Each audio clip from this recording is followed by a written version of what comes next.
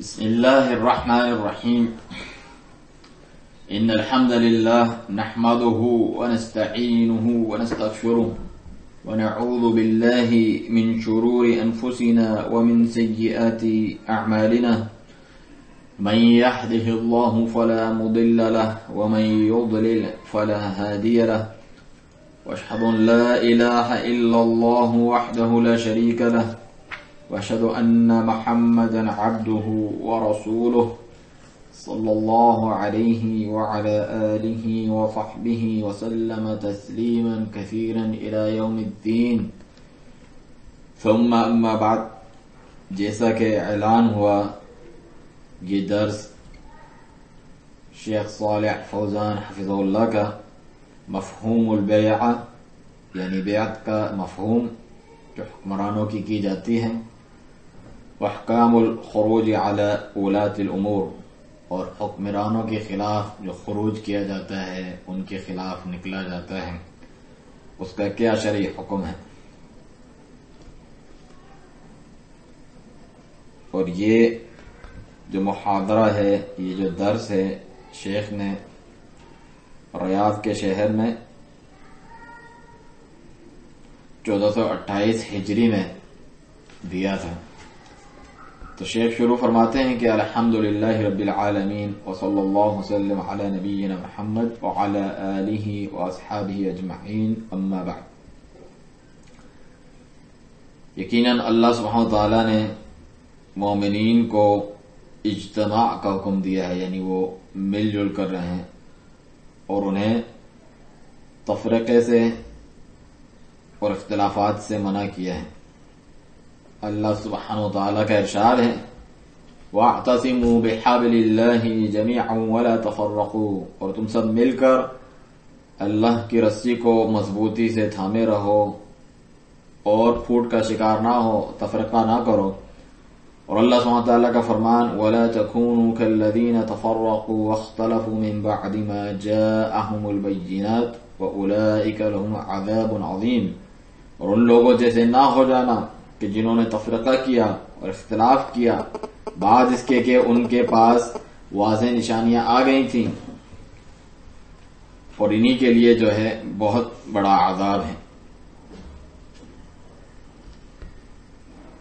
یہ دونوں آیات سورۃ آل عمران کی ہیں، اور اس کی وجہ یہ ہے کہ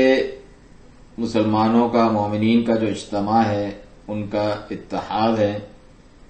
اس کے نتیجے میں جو چیزیں مرتب ہوتی ہیں کہ انہیں قوت حاصل ہوتی ہے، باہمی محبت اور الفت حاصل ہوتی ہے، اور حق کو نصرت حاصل ہوتی ہے، فتح حاصل ہوتی ہے. اسی لیے اللہ تعالی نے مسلمانوں کے لیے اجتماعات، ان کا جمع ہونا مقرر کیا ہے، جس کی تکرار ہوتی ہے، بار بار ہوتے ہیں، شب و روز میں، ایک ہی دن میں، دن کے وقت، رات کے وقت، ہفتہ وار بھی اجتماع ہوتا ہے، سالانہ اجتماع بھی ہوتا ہے. وہ سب ایک ہی جگہ پر جمع ہو کر عبادت اور فریضے، اللہ سبحانہ تعالیٰ کے فرائض میں سے کسی فریضے کو ادا کرتے ہیں. چنانچہ اللہ تعالیٰ نے ان کے لیے جماعت سے مساجد میں نماز پڑھنا 5 وقت دن اور رات میں فرض قرار دیا، اور جو با جماعت نماز سے پیچھے رہتا ہے اسے شدید وعید سنائی ہے اگر کوئی شرعی عذر اس کے پاس نہ ہو. اسی طرح ان کے لیے مشروع کیا، ان کے لیے شریعت بنا کر انہیں حکم دیا کہ وہ ہفتے وار بھی اجتماع کریں نماز جمعہ کے لیے، اور ان کے لیے سالانہ اجتماع بھی عیدین کی نماز، دونوں عیدوں کی جو نماز ہے، اس کے طور پر مشروع قرار دیا ہے. اسی طرح ایک بہت بڑا اجتماع جہاں مشرق و مغرب سے تمام مسلمان آتے ہیں، وہ فریضہ حج کی ادائیگی کے لیے ہر سال. تو اس سے ان کا کلمہ متحد ہوتا ہے، یعنی انہیں اتحاد حاصل ہوتا ہے ان اجتماعات کے ذریعے، جہاں وہ ایک ہی امام کی اقتداء کرتے ہیں 5 وقتہ نماز میں، جمعہ کی نماز میں، عیدوں کی نماز میں. اسی طرح جو مناسک حج ادا کیے جاتے ہیں ایک ہی قیادت کے تحت، جو کہ اس بلاد حرمین کی قیادت ہے، اس کے تحت وہ کرتے ہیں. تو ان کے لیے اجتماع مشروع قرار دیا، بعض نوافل کے لیے بھی، جیسا کہ صلاۃ التراویح ہے، تراویح کی نماز، یا کسوف کی، سورج اور چاند گرہن کی جو نماز ہیں ان کے تعلق سے بھی اجتماع ثابت ہیں۔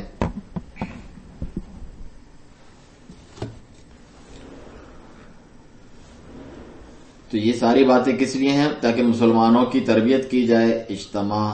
جڑ کر رہنا، باہمی الفت اور ہمدردی، آپس میں ایک دوسرے کا تعارف حاصل ہو، ایک دوسرے کو جانے پہچانے، مل جل کر رہیں۔ جیسا کہ ایک جسم ہے، اگر اس میں سے کسی ایک عضو کو بھی تکلیف ہو تو سارا جسم بخار میں اور شب بیداری میں جاگا رہتا ہے، جیسا کہ حدیث میں موجود ہے،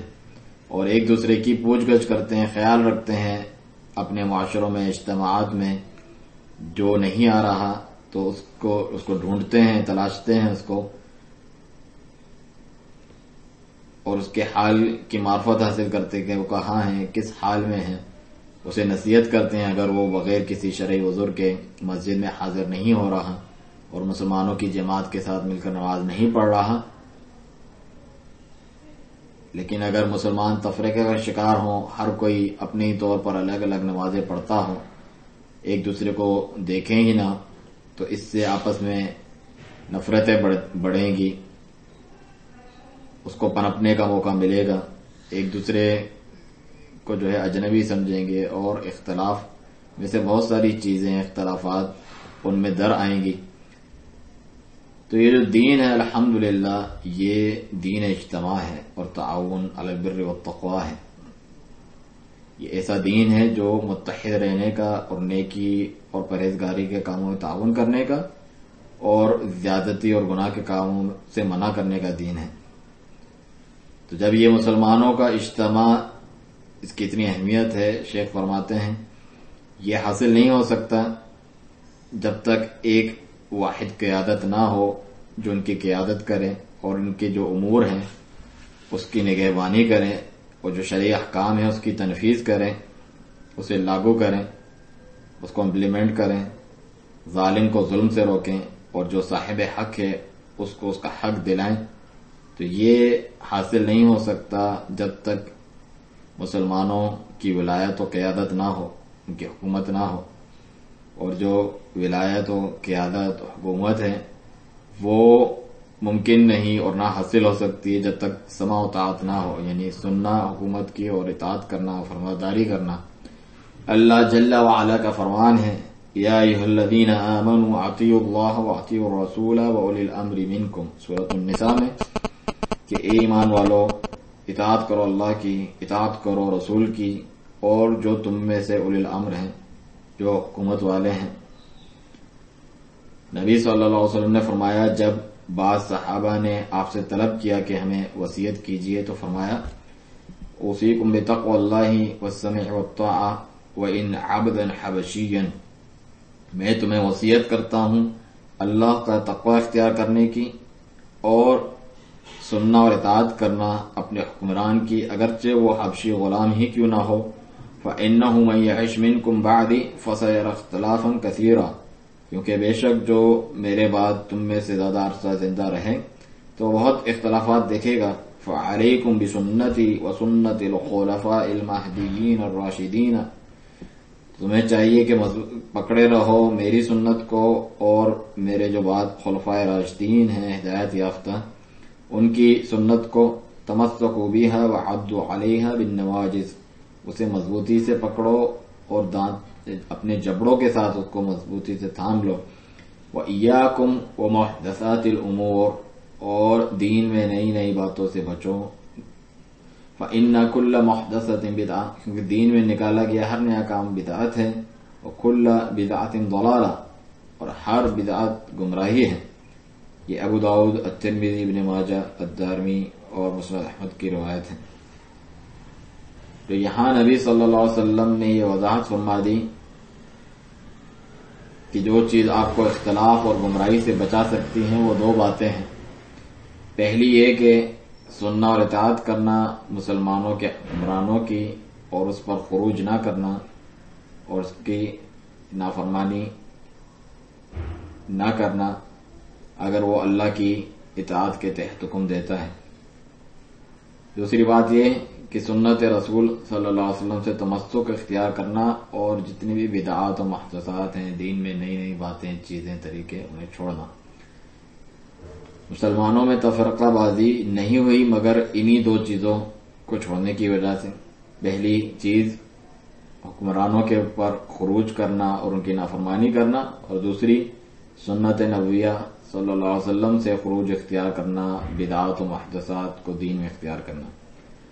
اس کی مزید تاکید نبی صلی اللہ علیہ وسلم نے یعنی سماع و طاعت کی ولاۃ امور کے لیے، حکمرانوں کے لیے سننا اور فرمانداری کرنے کے تعلق سے فرمایا۔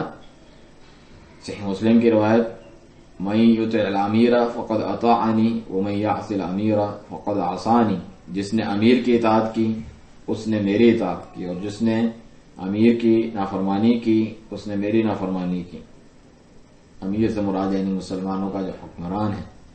اور نبی صلی اللہ علیہ وسلم نے منع فرمایا اور شدت کے ساتھ اس سے ڈرایا ہے کہ جو مسلمانوں کا اکٹھ ہے، ان کی جماعت ہے، ان کی اسٹیٹ ہے، اس سے الگ ہو جانا، شذوذ اختیار کرنا، منفرد اور اکیلا اور تنہا ہو جانا، ان سے الگ ہونا اور ٹوٹ جانا اور اختلاف کرنا کہ میں ان میں سے نہیں۔ چنانچہ فرمایا آپ صلی اللہ علیہ وسلم نے، من خرج من الطاعة وفارق الجماعة فمات مات میتة جاہلیہ، جو اطاعت سے نکل گیا اور جماعت کو چھوڑا تو اس کی جو موت ہے وہ جاہلیت کی موت ہے۔ یہ بھی صحیح مسلم کی روایت ہے۔ صحیح مسلم ہی کی ایک اور روایت میں حذیفہ رضی اللہ عنہ کو جب نبی صلی اللہ علیہ وسلم نے اختلافات کی خبر دی تو آپ نے رہنمائی حاصل کرتے ہوئے فرمایا کہ ہم کیا کریں اس صورتحال میں؟ فرمایا، تلزموا جماعت المسلمین و امامہم، مسلمانوں کی جماعت اور ان کے امام کو، حکمران کو لازم پکڑو۔ تو انہوں نے عرض کی کہ اگر ان کی کوئی جماعت یا امام نہ ہو تو فرمایا، فاعتزل تلک الفرق کلھا، تو ان تمام فرقوں کو چھوڑ دینا، ان تمام پارٹیوں کو چھوڑ دینا، ولو ان تعض علی اصل شجرۃ، یہاں تک کہ تمہیں درخت کی جڑیں چبا کر ہی گزارا کیوں نہ کرنا پڑے، حتی یدرکک الموت وانت علی ذلک، یعنی شیخ یہ اس حدیث میں یعنی اتنا جو ہے انسان کے معاشی بحران کا شکار ہو، یہاں تک کہ تجھے موت آ جائے اور تو اسی حال میں رہے، موت تک جو ہے اسی منج پر چلنا ہے۔ تو فرمایا کہ ان تمام ٹولیوں اور فرقوں، جماعتوں سے جو مختلف ہیں ان سے الگ ہو جانا، اعتزال اختیار کرنا، دوری اختیار کرنا اور تمسک کرنا، مضبوطی سے پکڑنا کسی کتاب و سنت کو، اگرچہ تم اکیلے ہی کیوں نہ رہ جاؤ، اور اسی حال میں رہو، اسی منہج پہ رہو یہاں تک کہ تمہیں موت آ جائے، اور ساتھ ہی صبر کرو جو کچھ اس پر عمل کرتے ہوئے تمہیں تکان کا اور مشقت، تکالیف کا سامنا کرنا پڑے، یہاں تک کہ درخت کی جڑ ہی کیوں نہ چبانی پڑے۔ یہ تمام چیزیں دلالت کرتی ہیں مسلمانوں کے حکمرانوں کے احترام اور ان کی سماع و طاعت پر، اور یہ کہ ان کی مخالفت اور معصیت، نافرمانی نہ کی جائے۔ لیکن جو دشمنان اسلام ہیں خصوصاً اس زمانے میں، وہ بھرپور کوشش کرتے ہیں کہ مسلمانوں میں پھوٹ ڈالی جائے، اور پوری کوشش کرتے ہیں کہ ایسے خبیث افکار کو ان میں پھیلایا جائے اور ایسے قاتل زہر کو ان کے اندر ڈالا جائے جس سے مسلمانوں کا جو جماعت ہے اس میں تفرقہ ہو، اور وہ اپنے امام، اپنے حکمران سے بغض رکھیں، نفرت کریں، اور امام اپنے عوام سے بغض رکھے یا نفرت کریں۔ اسی وجہ سے وہ ان میں یہ تفرقہ ڈالتے ہیں تاکہ وہ ان کے ماتحت ہو جائیں اور ان کے لیے آسان ہو جائے اپنے دشمنوں کے آگے ہتھیار ڈال دینا، ان کے ماتحتی اختیار کر لینا، کیونکہ جو دشمن ہے بلا شبہ وہ جانتا ہے کہ مسلمان اگر مجتمع ہوں ایک امام کے تحت، اپنے حکمران کے تحت،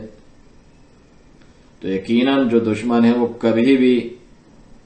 ان کا بال بیکا نہیں کر سکتا، ان کو گزند نہیں پہنچا سکتا، نقصان نہیں پہنچا سکتا. لیکن اگر ان میں تفرقہ ہو اور وہ اختلاف کریں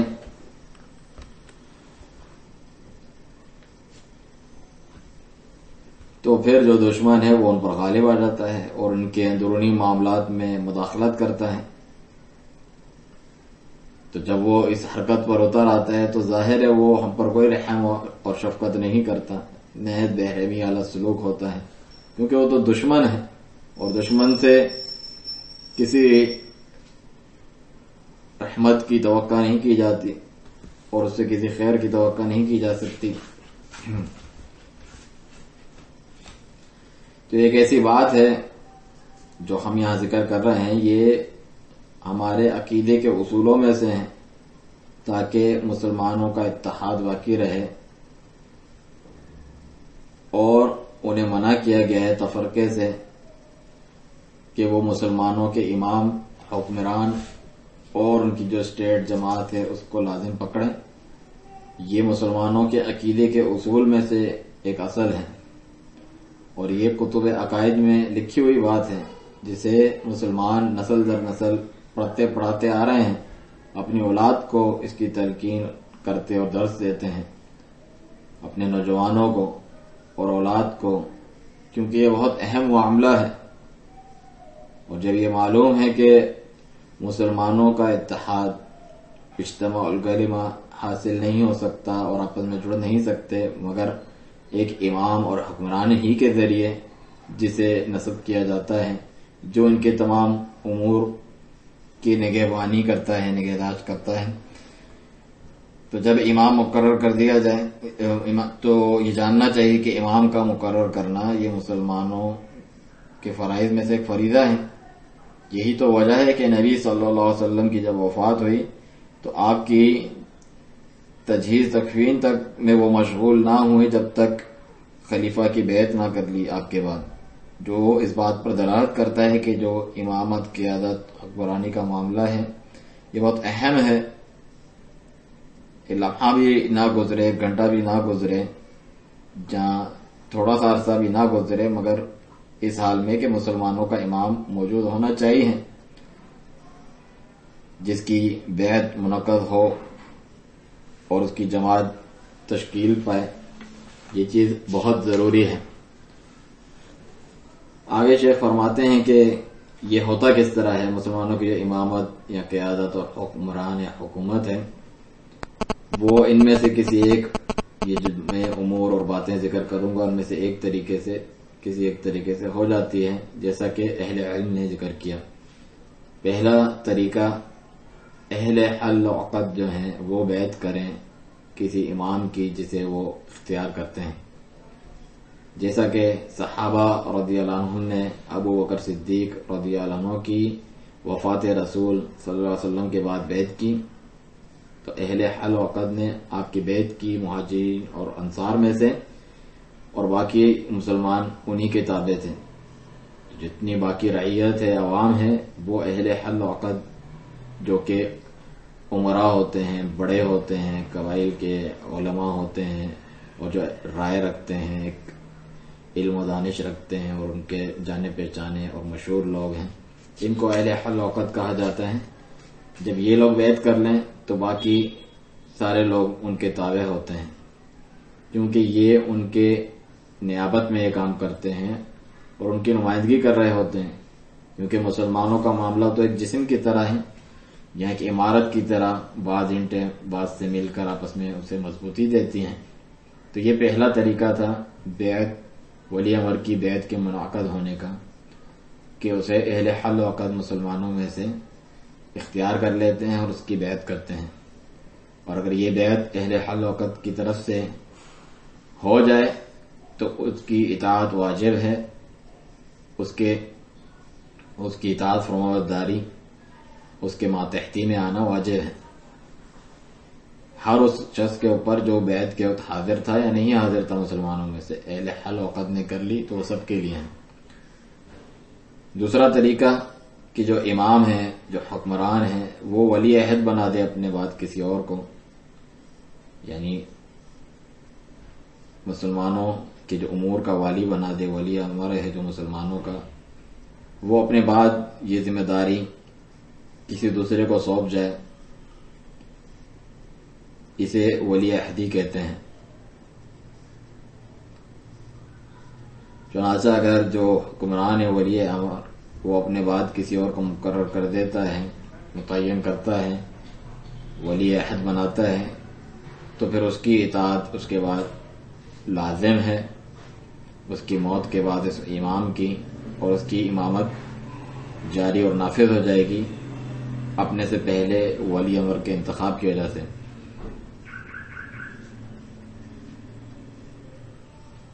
کیونکہ جو خود ولی امر حکمران ہوتا ہے موجودہ، وہ مسلمانوں کی نیابت کرتا ہے،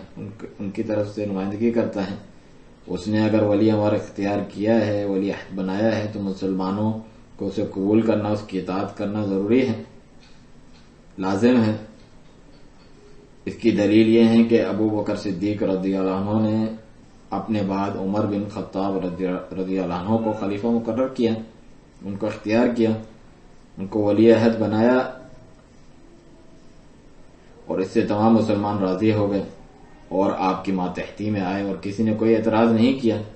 تو عمر بن خطاب رضی اللہ عنہ نے جو امارت ولایت کو حاصل کیا ولی عہدی کے طور پہ اپنے سے پہلے خلیفہ، امیر اور حکمران سے، جو کہ ابو بکر صدیق رضی اللہ عنہ تھے، اور عمر بن خطاب رضی اللہ عنہ نے بھی ایسا کیا کہ انہوں نے جو 10 مبشرہ 10 صحابہ ہیں جنہیں جنت کی بشارت دی گئی، ان میں سے 6 کو جو موجود تھے منتخب کیا کہ ان میں سے کوئی بھی ایک منتخب کر لیں اپنے میں سے مشاورت کر کے۔ تو انہوں نے اپنے میں سے سب سے جو افضل تھے عثمان بن عفان رضی اللہ عنہ انہیں منتخب کیا۔ تیسرا طریقہ مسلمانوں کا حکمران بننے اور بیعت منعقد ہونے کا یہ ہے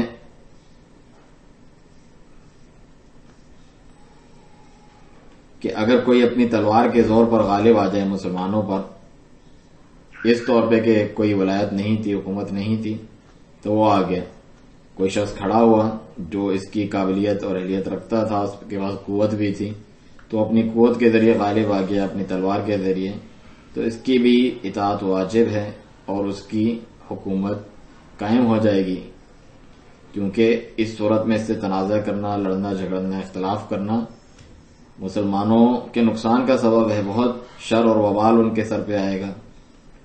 اور اس سے اختلاف کرنے کی بنا پر خون بہے گا۔ چنانچہ مسلمانوں میں سے اگر کوئی کھڑا ہو جائے ان کے معاشرے میں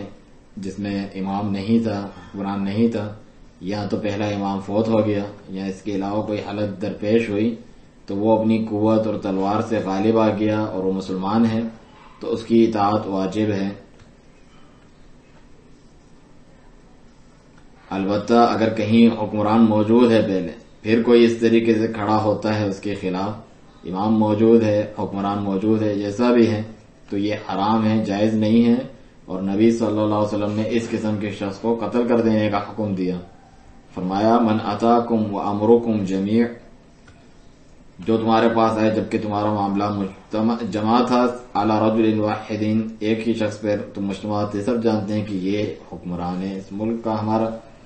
یرید ان یشق عصاکم او یفرق جماعتکم فاقتلوہ، وہ چاہے کہ تمہارے جو اطاعت مداری جو ہے اس سے نکل جائے، حکومت کی باغ ڈور یعنی چھین لے، تختہ الٹ لے، توڑ دے، اور مثلا تمہاری جو جماعت ہے، تمہاری اسٹیٹ ہے، جو اکٹھ ہے تمہارا، اس میں تفرقہ ڈالنا چاہے، پھوٹ ڈالنا چاہے، فاقتلوہ، اسے قتل کر دو۔ صحیح مسلم کی روایت ہے، ایک دوسری سند سے تو یہاں تک الفاظ ہیں کائنم من کان، نہیں دیکھو کہ کون ہے، کیسا ہے، کیا درجہ ہے، کائنم من کان، جو بھی ہو، جہاں بھی ہو، جو یہ حرکت کرے اسے قتل کر دیا جائے۔ تو شیخ صالح فوزان حفظہ اللہ فرماتے ہیں اگر کہیں ولی امر موجود نہیں ہے اور مسلمانوں میں سے کوئی کھڑا ہوتا ہے جس کے اندر یہ اہلیت ہے اور وہ یعنی اتنی قوت ہے کہ قوت کے ذریعے غالب آ گیا دوسروں پر، تو اس میں بھی مسلمانوں کے لیے خیر ہے اور اس کی اطاعت لازم ہے۔ اس کی مثال میں ہم پیش کریں گے عبد الملک ابن مروان الاموی، جو اموی خلیفہ تھے۔ انہوں نے جب دیکھا کہ معاویہ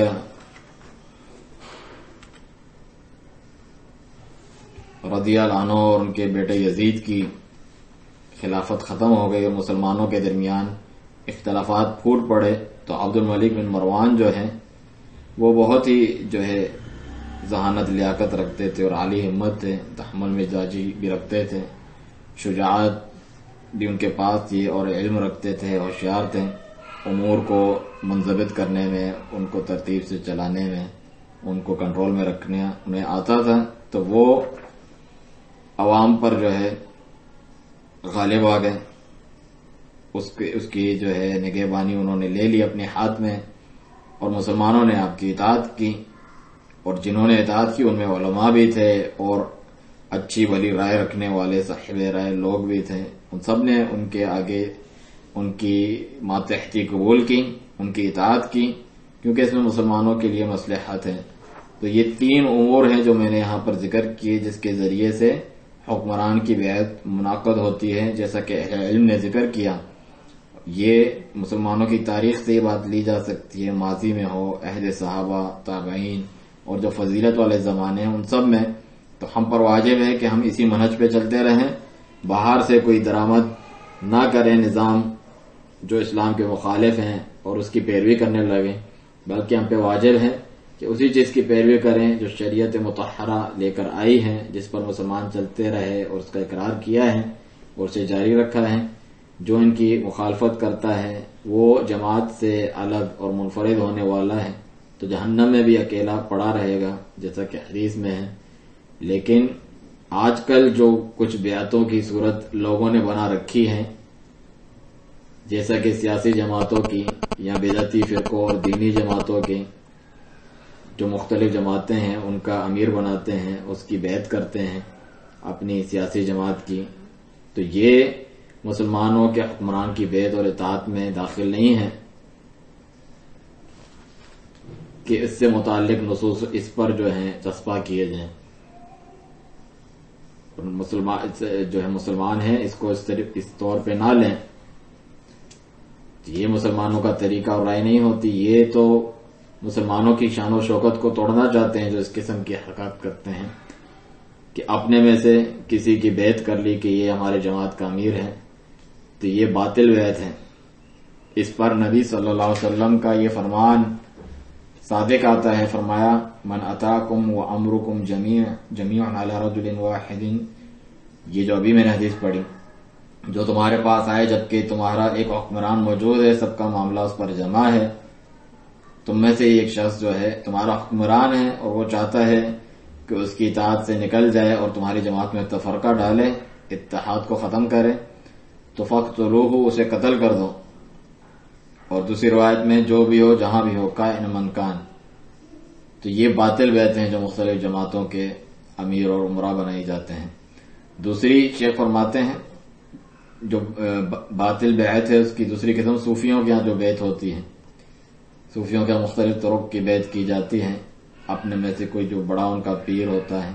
اس کی بیعت کرتے ہیں اور اس کی ہر بات پھر ماننی ہوتی ہے، اس کی کوئی مخالفت نہیں کرنی ہوتی، جو کچھ بھی وہ کہے اسے ماننا ہوگا اور کرنا ہوگا۔ تو یہ صوفیوں کی بیعت ہوتی ہے، اہل تصوف کی، بالکل اندھا دھند اس کی اطاعت کرتے ہیں، پیروی کرتے ہیں اور مکمل طریقے سے اس کے آگے جھک جاتے ہیں جو وہ کہیں۔ تو یہ صحیح طریقے کے مخالف ہے، اور یہ کوئی ولی امر والی بیعت نہیں ہے، حکمران والی۔ یہ لوگ اسے اپنے باقاعدہ دین کا حصہ سمجھتے ہیں اور اس کی اطاعت کو واجب سمجھتے ہیں، حالانکہ یہ اللہ تعالیٰ اور اس کے رسول صلی اللہ علیہ وسلم کی کھلی مخالفت ہے، کیونکہ بلا شبہ جو مسلمان ہیں، جیسا کہ شیخ الاسلام امام ابن تیمیہ رحمہ اللہ نے بیان فرمایا، مسلمانوں کا اجماع ہے اس بات پر کہ جو یہ رائے رکھتا ہے یا خیال جو یہ عقیدہ رکھے کہ رسول اللہ صلی اللہ علیہ وسلم کے علاوہ کسی کی اطاعت اس طریقے سے واجب ہے، ہر بات ماننے والی، تو اسے توبہ کا کہا جائے، اگر توبہ کر لے تو ٹھیک، ورنہ قتل کر دیا جائے۔ کسی کی اطاعت واجب نہیں ہے رسول اللہ صلی اللہ علیہ وسلم کی اطاعت کے بعد، بلکہ جس کی بھی اطاعت کی جائے گی وہ خود اللہ اور اس کے رسول صلی اللہ علیہ وسلم کی اطاعت کے ماتحتی میں کی جائے گی۔ لیکن جو رسول صلی اللہ علیہ وسلم کی مخالفت کریں، اپنا ہی ایک طریقہ بنا دے جس پر چلنے کو کہے، جو کہ منہج رسول صلی اللہ علیہ وسلم سے الگ ہے عبادت میں یا اتباع میں، تو ایسے شخص کا قتل کرنا واجب ہے حکومت کے ذمہ، اگر وہ توبہ نہیں کرتا اللہ سبحانہ وتعالیٰ کے حدود۔ تو جو بیعت ہے وہ صرف ولی امر حکمران کی ہوگی۔ اللہ تعالیٰ کا فرمان ہے ان الذین یبایعونک انما یبایعون اللہ ید اللہ فوق ایدیہم، سورۃ الفتح میں۔ بے شک جو آپ سے بیعت کر رہے تھے وہ تو گیا اللہ ہی سے بیعت کر رہے تھے، اللہ تعالیٰ کا ہاتھ ان کے ہاتھوں پر، یعنی جو رسول صلی اللہ علیہ وسلم سے بیعت کر رہے تھے، اسی طرح جو رسول اللہ صلی اللہ علیہ وسلم کے بعد خلفاء کی بیعت کرتے ہیں۔ اور فرمایا سورۃ الفتح میں لقد رضی اللہ عن المؤمنین اذ یبایعونک تحت الشجرہ، یقیناً تحقیق اللہ راضی ہو گیا مومنین سے جب وہ بیعت کر رہے تھے آپ کی درخت کے نیچے۔ تو کوئی بھی سماع و طاعت کی، سننے اور ماننے کی بیعت نہیں لے سکتا، نہیں کی جائے گی سوائے رسول صلی اللہ علیہ وسلم کے یا خلیفہ کے، ولی امر حکمران کے۔ لیکن جو یہ جماعتوں کی قیادت ہوتی ہیں اور یہ جو حزبیات ہیں، مختلف جماعتیں اور تنظیمیں اور ان کے امیر جو ہوتے ہیں، یہ بدعتی بیعتیں ہیں، یہ اور جو بدعتی قیادتیں بھی ہوتی ہیں اور ان کے بڑے اور گروہ ہوتے ہیں، یہ تمام باطل بیعتیں ہیں۔ لیکن جو آخری والی ہے وہ زیادہ بری اور شدید ہیں کہ لوگوں کو رسول اللہ صلی اللہ علیہ وسلم کی اطاعت کے علاوہ کسی اور کی اطاعت کا پابند بنانا، اپنے پیری مریدی کا جو نظام ہے۔ تو واجب ہے کہ اس پر ہم چوکنا ہوں، متنبہ ہوں اس بات پر، کیونکہ بہت اہم بات ہے۔ جائز نہیں ہے کہ ہم حکمرانوں کی شان میں تنقید کریں، ان کی بے عزتی کریں، ان کے بارے میں بیٹھ کر اپنی مجالس میں جہاں ہم بیٹھتے ہیں باتیں کرتے ہیں، یا اپنے خطبوں میں یا اپنے دروس اور تقریروں میں ان کے خلاف باتیں کریں۔ جائز نہیں ہے۔ اگر ان کی کوئی غلطیاں ہیں بھی تو اس کا پروپیگنڈا کیا جائے، اس کی تشہیر کی جائے، کیونکہ اس سے مسلمانوں کا اتحاد ٹوٹتا ہے اور لوگ حکمران کے خلاف جری ہو جاتے ہیں، ان کو جرأت ہوتی ہے کہ سب باتیں کرنے لگتے ہیں، بلکہ معاملہ یہاں تک بھی پہنچ سکتا ہے کہ قتل و قتال کی نوبت آ جائے اور لوگ اطاعت و فرمانبرداری سے مکمل نکل جائیں اور شہری نافرمانی پر اتر آئیں۔ لیکن جو معاملہ رکھنا چاہیے وہ یہ کہ حکمران کو نصیحت کی جائے، جیسا کہ نبی صلی اللہ علیہ وسلم نے فرمایا باقاعدہ حدیث میں، الدین النصیحہ، دین تو نصیحت کرنے خیر خواہی کا نام ہے۔ قلنا لمن، ہم نے عرض کی کہ کن کے لیے خیر خواہی چاہنا، نصیحت کرنا؟ فرمایا للہ ولی کتابہ ولی رسولہ ولی ائمۃ المسلمین وعامتہم، اللہ تعالیٰ کے لیے، اس کی کتاب کے لیے، اس کے رسول کے لیے اور مسلمانوں کے حکمران اور عام مسلمانوں کے لیے۔ یہ صحیح مسلم کی روایت ہے۔ تو آپ اپنی نصیحت ان تک پہنچائے، مگر سری طور پر، خفیہ طور پر، جو نصیحت کرنے والے اور حکومت کے مابین ہو، بس یا تو براہ راست بالمشافہ مل کر، یا پھر لکھ کر رائٹنگ میں، یا پھر ٹیلی فون کال کے ذریعے، یا پھر کوئی وصیت کر دے ایسے شخص کو جو وہاں تک آپ کی بات پہنچا سکتا ہے، لیکن اس کو افشا نہ کریں، سب کے سامنے اس کو ظاہر نہ کریں، لوگوں میں اس کی تشہیر کریں، اس کی غلطیوں کی، حکمرانوں کی، حکومت کی، کیونکہ اس سے تو شر اور برائی آ جائے گی اور جو خیر ہے وہ محو ہو جائے گی، ختم ہوتی جائے گی۔ یہ ایسا مسلک اور راستہ ہے جو خوارج اپناتے ہیں، جو بھی جماعت اس پہ چلتی ہے وہ خوارج کے مسلک کو اپنانے والی ہے۔ اس سے پہلے بھی جو خوارج تھے انہوں نے یہ مسلک اپنایا تھا، اس کی تاریخ آپ اٹھا کے دیکھیں۔ عبداللہ ابن سودا یہودی جو ہیں، جو عبداللہ بن سبا کے نام سے مشہور ہیں، جب اس نے یہ کام اور حرکت شروع کی، عثمان رضی اللہ عنہ جو خلیفہ راشد تھے، تیسرے خلفائے راشدین میں سے، اس یہودی نے اسلام کا لبادہ اوڑھ کے اپنے زہر کو سرایت کیا مسلمانوں میں اور انہیں خلیفہ رسول صلی اللہ علیہ وسلم کے خلاف بھڑکایا، ان کو ابھارا، یہاں تک کہ نتیجہ یہ نکلا جو نتیجہ سب جانتے ہیں کہ عثمان رضی اللہ عنہ کا قتل تک کر دیا گیا، اور فتنے کا باب اس امت پر کھل گیا، اور آج تک اسی کے آثار جو ہیں چلتے آ رہے ہیں۔ جو مقتل عثمان رضی اللہ عنہ کے بعد سے تو کچھ ہوا اس خبیث، اس حاسد کی طرف سے، جس نے اپنے زہر کو لوگوں کے اندر گھولا اور برا بھلا کہا خلیفہ اور حکمران کو، یہاں تک کہ جو جاہل بیوقوف عوام ہوتے ہیں ہر ہانکنے والے کے پیچھے جو چل پڑتے ہیں، وہ ان سے حسد اور نفرت کرنے لگے۔ جن کی عقلیں ماری گئی ہوتی ہیں، کم عقل لوگ، ضعیف الایمان، کمزور ایمان والے لوگ، وہ حکمران کے اوپر کلام کرنا شروع کر دیتے ہیں، اور معاملہ یہاں تک پہنچ جاتا ہے کہ آپ نے دیکھا کتنا بڑا جرم ہوا ان سے، اور اس حد تک معاملہ پہنچ گیا۔ تو اسی طریقے سے جو خوارج ہیں مسلمانوں کے لیے شر اور فتنے کا سبب بنتے ہیں، اور آج بھی جو کچھ کر رہے ہیں اور نکل رہے ہیں حکومتوں کے خلاف اور خروج کر رہے ہیں، اس سے جو مسلمانوں پر وبال اور مصیبتیں آتی ہیں کہ یہ مخالفت کرتے ہیں اپنے حکمرانوں کی، اس کی فرمانبرداری کا جو عہد ہے اس کو توڑتے ہیں، اور دلیل ان کی یہ ہوتی ہے ہمیں دینی غیرت ہے، دینی نعرے اور سلوگن یوز کرتے ہیں وہ لوگ کہ دین کے اوپر غیرت ہے اور ہم برائی کا رد کر رہے ہیں،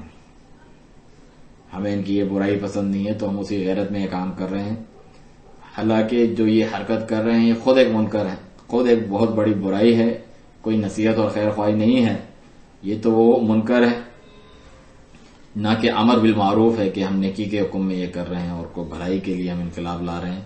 یہ خوارج اور معتزلہ گمراہ فرقوں کا طریقہ ہے، وہ حکمرانوں کے خلاف اٹھ کھڑے ہوتے تھے، اس کی اطاعت سے نکل آتے تھے اور کہتے تھے اس کو کہ یہ دینی غیرت ہے اور منکر اور برائی کو ہم روک تھام کر رہے ہیں، برائی کے خلاف ہم یہ جہاد کرتے ہوئے نکل رہے ہیں، حالانکہ یہ خود ایک منکر ہے بہت بڑا، کیونکہ اس کی وجہ سے مسلمان اطاعت سے نکل جاتے ہیں حکمرانوں کے، مسلمانوں کی جماعت اور اسٹیٹ میں تفرقہ ہوتا ہے، ان کا خون بہتا ہے، عزتیں پامال ہوتی ہیں، مال لٹ جاتے ہیں، دشمن مسلمانوں پر مسلط ہو جاتے ہیں، انہیں موقع ملتا ہے۔ لہذا یہ علاج نہیں ہے، اگر غلطیاں ہوں حکومت حکمران کی طرف سے تو یہ اس کے علاج کا طریقہ نہیں ہے کہ آپ اس کی تشہیر کرتے پھریں ان کی غلطیوں کی معاشرے میں، لوگوں میں، کیونکہ اس سے تو لوگ نفرت کرنے لگیں گے، اور جو شریر قسم کے فتنہ باز لوگ ہیں ان کو بھی جرت ہوگی بکواس کرنے کی، اور اس کے بعد جو نتیجہ نکلے گا وہ یہی ہے کہ تفرقہ بازی ہوگی اور مسلمان آپس میں پھٹ پڑیں گے، ایسے ایسے امور انجام پائیں گے ناقابل ستائش، جن کے نتیجے کی تعریف نہیں کی جا سکتی۔ تو یہ ایک ایسا معاملہ ہے، واجب ہے اس پر آپ غور و فکر کریں، اس پر متنبہ رہیں، کیونکہ بعض ایسے لوگ ہیں جن میں دینی غیرت ہوتی ہے، اور دینی غیرت اور منکر اور برائی کے انکار اور سے نفرت ان کے اندر پائی جاتی ہے، وہ اسے اس طرف لے جاتی ہیں۔ ہم یہ مانتے ہیں ان کی یہ بات، اور ہم یہ کہتے ہیں خود بھی کہ منکر کا انکار اچھی بات ہے، واجب ہے، لیکن اس کے مختلف درجات ہیں اور اس کے مختلف احوال اور حالات ہیں، اور اس کا ایک باقاعدہ نظام اور طریقہ ہوتا ہے جو نبی صلی اللہ علیہ وسلم نے بیان کیا، وضاحت کی اپنی سنت کے ذریعے۔ چنانچہ حکمران کے پاس غلطی ہوتی ہے، اس منکر کا انکار اس کی تشہیر کر کے نہیں کیا جاتا، اور نہ لوگوں کو ان کے خلاف نکال کر اور ابھار کے اور ان کی چھوٹی غلطیوں کو بھی بڑا بنا کر لوگوں کے سامنے پیش کرنا۔ وہ بھی انسان اور بشر ہیں آپ کی طرح، ان سے بھی صحیح اور غلط دونوں کام ہو جاتے ہیں، اس میں کوئی شک نہیں۔ ہم یہ نہیں کہتے کہ آپ ان کی نصیحت نہ کریں، ان کے غلط کام پر انہیں نہ بتائیں، نصیحت کریں، لیکن نصیحت آپ کے اور ان کے درمیان مکمل خفیہ طریقے سے ہو، جس سے ہمیں خیر حاصل ہوگی اور شر دور ہوگا۔ تو یہ ایسے امور ہیں، واجب ہے کہ ہم عقل پکڑیں، اس کو اچھی طریقے سے جان لیں، کوئی ہمیں اس بارے میں کوئی غلط رائے پر چلا نہ پائے، کیونکہ ہم ایک ایسے عالم میں جی رہے ہیں جہاں ہر کس و ناکس سب جمع ہیں، سب علم گلم معلوم نہیں چل رہا، سب گڑمڑ اور خلط ملط معاملہ کیا ہوا ہے۔ بہت سے عالم کہلاتے ہیں، وہ بھی تو عالم ہیں، علم کے دعوے دار ہیں، اللہ ہی جانتا ہے اس کے اس دعوے کی حقیقت، جبکہ اس کی حرکتیں ایسی ہیں۔ اور فلاں نصیحت کر ہم اس کے نصیحت چاہنے والے ہیں، ظاہر کرتے ہیں، اللہ ہی جانتا ہے کہ اس کے دل میں کیا چھپا ہوا ہے۔ اس قسم کا دور چل رہا ہے۔ تو یہ جو بہت بڑے معاملہ ہے جس کا ہم یہاں ذکر کر رہے ہیں، یہ مسلمانوں کے عقیدے کے اصول میں سے ایک اصل ہے۔ اس میں بھی بڑی لید ہے اور اس کے بارے میں بہت باتیں ہیں اور لوگ اپنی اپنی آراء اندازی کرتے ہیں اس کے تعلق سے۔ تو مسلمانوں کا یہ اہم ترین عقیدہ ہے، جائز نہیں کہ ہم اس کے تعلق سے جو ہے کسی کوتاہی کے شکار ہوں۔ مکمل جو ہے عقل و فہم کے ساتھ اس کو ہم جان لیں، اپنی کٹی سے جو ہے باندھ لیں۔ تو جو علماء ہیں وہ کبھی بھی اس چیز سے اہمال نہیں کرتے، یعنی اس سے لاپرواہی نہیں کرتے، بلکہ وہ اسے ہمیشہ اور ضرور اپنی عقیدے کی کتاب میں ذکر کرتے ہیں، باقاعدہ منظم طریقے سے اس کی وضاحت کرتے ہیں اور بتاتے ہیں کہ جو ولاۃ امور ہیں، حکمران ہیں، ان کے کیا حق ہیں عوام کے اوپر اور عوام کے کیا حقوق ہوتے ہیں حکام پر، وہ بیان کرتے ہیں۔ کتاب و سنت کے بموجب جتنے بھی حقوق بنتے ہیں اس طریقے سے بیان کرتے ہیں، نہ کہ اپنی خواہشات کے بموجب اور اندھی تقلید کے یا کافروں کے نظام سے متاثر ہو کے، جو کہ افراتفری کا شکار ہوتے ہیں۔ نام اس کا انہوں نے ڈیموکریسی اور جمہوریت رکھا ہوا ہے، وہاں سے بھی نہیں لیتے۔ مسلمان جو ہیں انہیں یہ امتیاز حاصل ہے۔ اللہ تعالیٰ کا کیا فرمان ہے سورۃ آل عمران میں، کنتم خیر امۃ اخرجت للناس تأمرون بالمعروف وتنہون عن المنکر وتؤمنون باللہ، تم وہ بہترین امت ہو جو لوگوں کے لیے نکالی گئی ہو، نیکی کا حکم کرتے ہو، برائیوں سے روکتے ہو اور اللہ پر ایمان لاتے ہو۔ تو منکرات میں سے، بری چیزوں میں سے یہ بھی ہے کہ حکمرانوں کے خلاف بات کی جائے جس سے شر کا دروازہ کھلتا ہے اور کوئی خیر حاصل نہیں ہوتی، اور نہ ہی یہ نصیحت چاہنے اور خیر خواہی میں سے ہیں، بلکہ یہ تو رسوا کرنے میں سے ہیں اور دلوں کو نفرت سے بھرنے میں سے ہیں۔ تو واجب ہے اس پر ہم متنبہ رہیں اس بات پر، کیونکہ یہ بہت اہم بات ہے اور مسلمانوں کے حالات کی اصلاح نہیں ہو سکتی جب تک ان کے اندر انہی میں سے حکمران اوپر نہ ہو۔ حکمران کن میں سے ہوں؟ خود مسلمانوں میں سے منکم۔ تو یہ حکمرانوں کو کہاں سے لے کر آئیں گے جب اصلاح نہیں ہو سکتی بغیر حکمرانوں کے؟ تو انہیں کہاں سے لایا جائے گا؟ کیا وہ آسمان سے نازل ہوں گے؟ کوئی فرشتے ہوں گے؟ بلکہ فرمایا من المسلمین، مسلمانوں میں سے ہوں گے، تم ہی میں سے، تمہارے ہی معاشرے میں سے، تمہارے ہی جیسے، تم خود بھی وہ ہو۔ تو پھر اعتراض کیسا؟ اللہ تعالیٰ کا فرمان ہے یا ایھا الذین آمنوا اطیعوا اللہ واطیعوا الرسول واولی الامر منکم، وہ لوگوں جو ایمان لائے ہو، اطاعت کرو اللہ تعالیٰ کی اور اطاعت کرو رسول صلی اللہ علیہ وسلم کی، اور جو تمہارے ولی امر ہے، منکم یعنی من المسلمین، تم ہی میں سے جو ہیں۔ تو جو ولی امر ہے وہ بھی مسلمانوں میں سے ایک مسلمان ہوتا ہے، تمہارے معاشرے کا حصہ ہوتا ہے اور انسان ہے جس سے صحیح بات اور غلطی دونوں کا امکان ہوتا ہے، ہو جاتی ہے، لیکن اس کو ذریعہ نہ بنایا جائے کہ اس کی غلطیوں کی تشہیر کی جائے اور اسے نشانہ بنا دیا جائے اور اس اختلافات جو ہیں انہیں نشر کیا جائے، بلکہ صحیح طریقہ یہ ہے کہ اسے صحیح طور پر نصیحت کی جائے جو خیر خواہی پر مبنی ہو۔ اللہ جل وعلا موسیٰ اور ہارون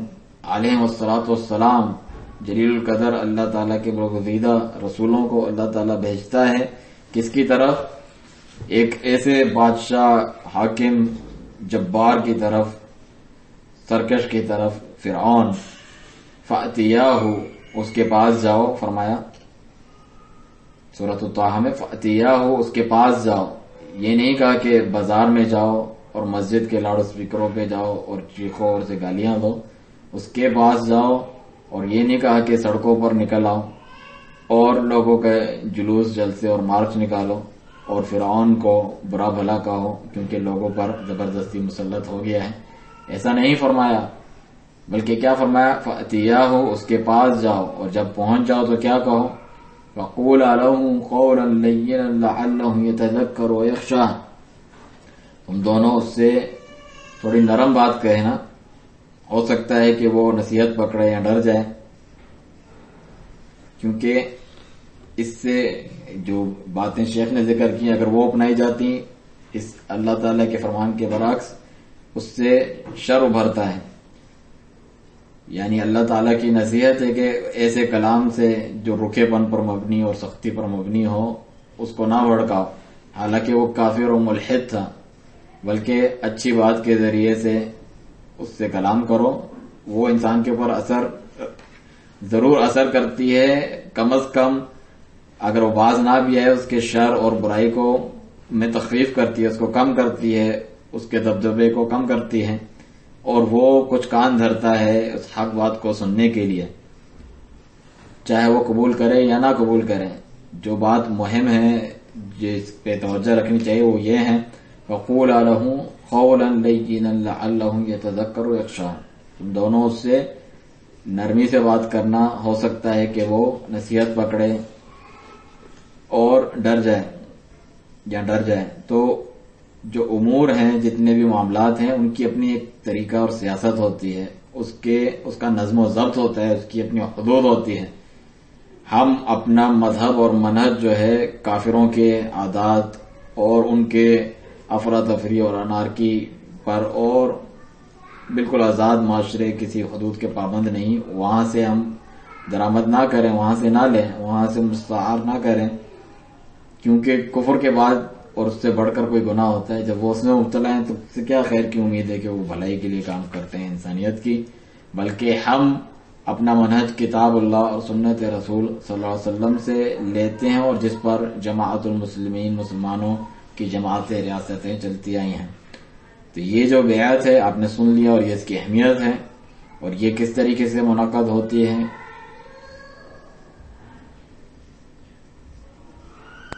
اور اسی بیعت کے ذریعے سے حکومت قائم ہوتی ہے لوگوں کے درمیان، شیخ فرماتے ہیں، اور وہ ان طریقوں سے ہوتی ہے جو ہم نے یہاں ذکر کیے ہیں اہل علم سے نقل کر کے.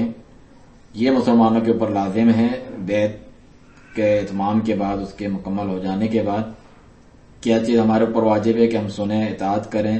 نصیحت کریں، خیر خواہی چاہیں، اور جو ہمارے حکمران ہیں ان کے ساتھ برائی کا ارادہ نہ رکھیں، نہ جو ہے ان کے ساتھ بے ادبی سے پیش آئیں یا ان کے حق میں کوئی کمی کوتاہی کریں، اور ان کی غلطیوں کو ہم ذریعہ بنا دیں، سیڑھی بنا دیں ان کے در پہ ہونے کی، ان کی بے عزتی کرنے کی. یہ نہیں ہونا چاہیے. ہم غلطیوں سے راضی نہیں ہیں، نہ حکمرانوں کی طرف سے، نہ ان کے علاوہ کسی اور کی طرف سے. لیکن ان معاملات کا علاج معالجہ حکمت سے اور بردباری سے ہم کرتے ہیں، کیونکہ جتنے بھی امور ہیں اگر بغیر حکمت کے ان کا علاج کیا جائے تو اس کے نتیجے میں بہت بڑا ضرر اور نقصان پہنچتا ہے، اور جو معاملہ ہے وہ اپنی خطرناکی میں بڑھ چڑھ جاتا ہے. ساتھ ہی ساتھ یہ جو امور ہیں جائز نہیں ہے کہ اس میں ہر کس و ناکس داخل ہو جائے، بلکہ یہ سپرد ہیں اہل علم اور اہل بصیرت کے، جو معاملات کا علاج شریعت کی روشنی میں کرتے ہیں. جس نے کوئی چیز دیکھی بھی ہے تو وہ اسے اہل علم تک پہنچا دیں، اور جو کچھ اس نے دیکھا ہے وہ ان کے سامنے بیان کر دیں یا سنا ہے تو اہل علم ہی کے سپرد ہے کہ وہ اس معاملے کا علاج کیسے کرتے ہیں. اگر انسان کا کوئی صلہ ہے، کوئی واسطہ ہے، یا وہ یہ اس کی قدرت اور استطاعت رکھتا ہے کہ ولاۃ امور حکمرانوں تک پہنچ سکے، تو وہ بالمشافہ اپنے اور ان کے درمیان رہتے ہوئے ان تک پہنچا دے. یہ ہے صحیح طریقہ، اور یہ ہے ایسا علاج جس کے یعنی مفید علاج جس کی کامیابی کی امید کی جاتی ہے. لیکن اس کے علاوہ جو بھی معاملے ہیں وہ تو شر اور افراتفری کا سبب ہے، اور مسلمانوں کے اتحاد کی تحلیل کرنے کا، ان کی جماعت میں تفرقہ ڈالنے کا، پھوٹ ڈالنے کا سبب ہے، اور جس کے بعد معاشرے میں وہ کچھ ہو جاتا ہے اس کا حال کہ بس انارکی کا شکار ہوتے ہیں اور بے ہنگم ان کی حالت ہوتی ہے اور شتر بے مہار کی طرح چھوڑ دیے جاتے ہیں. کوئی نظم و ضبط اور نظام باقی نہیں رہتا۔ آپ آج دیکھ سکتے ہیں اپنی آنکھوں سے ایسے معاشرے، ایسے ممالک جہاں حکمران باقی نہ رہے، جانتے ہیں جو کچھ عراق میں ہوا، جو صومالیہ میں ہوا، جو کچھ افغانستان میں، آپ سب جانتے ہیں یہ نتیجہ ہے کہ ان کے حکمران نہیں ہیں، اور وہ مختلف چھوٹی جماعتوں اور ٹولیوں میں، گروہوں، تنظیموں میں بٹ گئے ہیں۔ ہر جماعت یہ چاہتی ہے کہ میرا اپنا حکم چلے اور میں دوسرے پر غالب آ جاؤں، اور اب تک ان کا یہ حال ہے جیسا آپ جانتے ہیں کہ لے دے ہو رہی ہے انہی معاملے میں، اور کوئی چیز کھل کر ظاہر نہیں ہوتی سامنے کہ کس کا کنٹرول ہے اور کیا چل رہا ہے، الا یہ کہ وہ اپنے میں ہی سے کسی کو حاکم اگر چن لیں، اپنے ہی سے ان کا حاکم ان پر مقرر ہو جائے اور وہ اس کی اطاعت و فرمانبرداری کے ماتحتی اختیار کریں، اس کی بیعت مان لیں، تب ہی یہ شر اور فتنے وہاں پر ختم ہو سکتے ہیں۔ تو جو حکمران ہیں، جیسا کہ حدیث میں اس کو جنہ کہا گیا ہے، یعنی ایک ڈھال ہے جس کے پیچھے رہ کر دفاع کیا جاتا ہے اور ان فتنوں اور مسائل سے بچا جاتا ہے، یہ صحیح مسلم کی روایت ہے۔ اس کے پیچھے مسلمان چھپتے ہیں اور اللہ تعالیٰ اس کے ذریعے سے تمام برائیوں کو دور کرتا ہے، دشمنوں کی چالوں کو ان کے اوپر پلٹا دیتا ہے، اس سے محفوظ رکھتا ہے، آپ جانیں یا نہ جانیں۔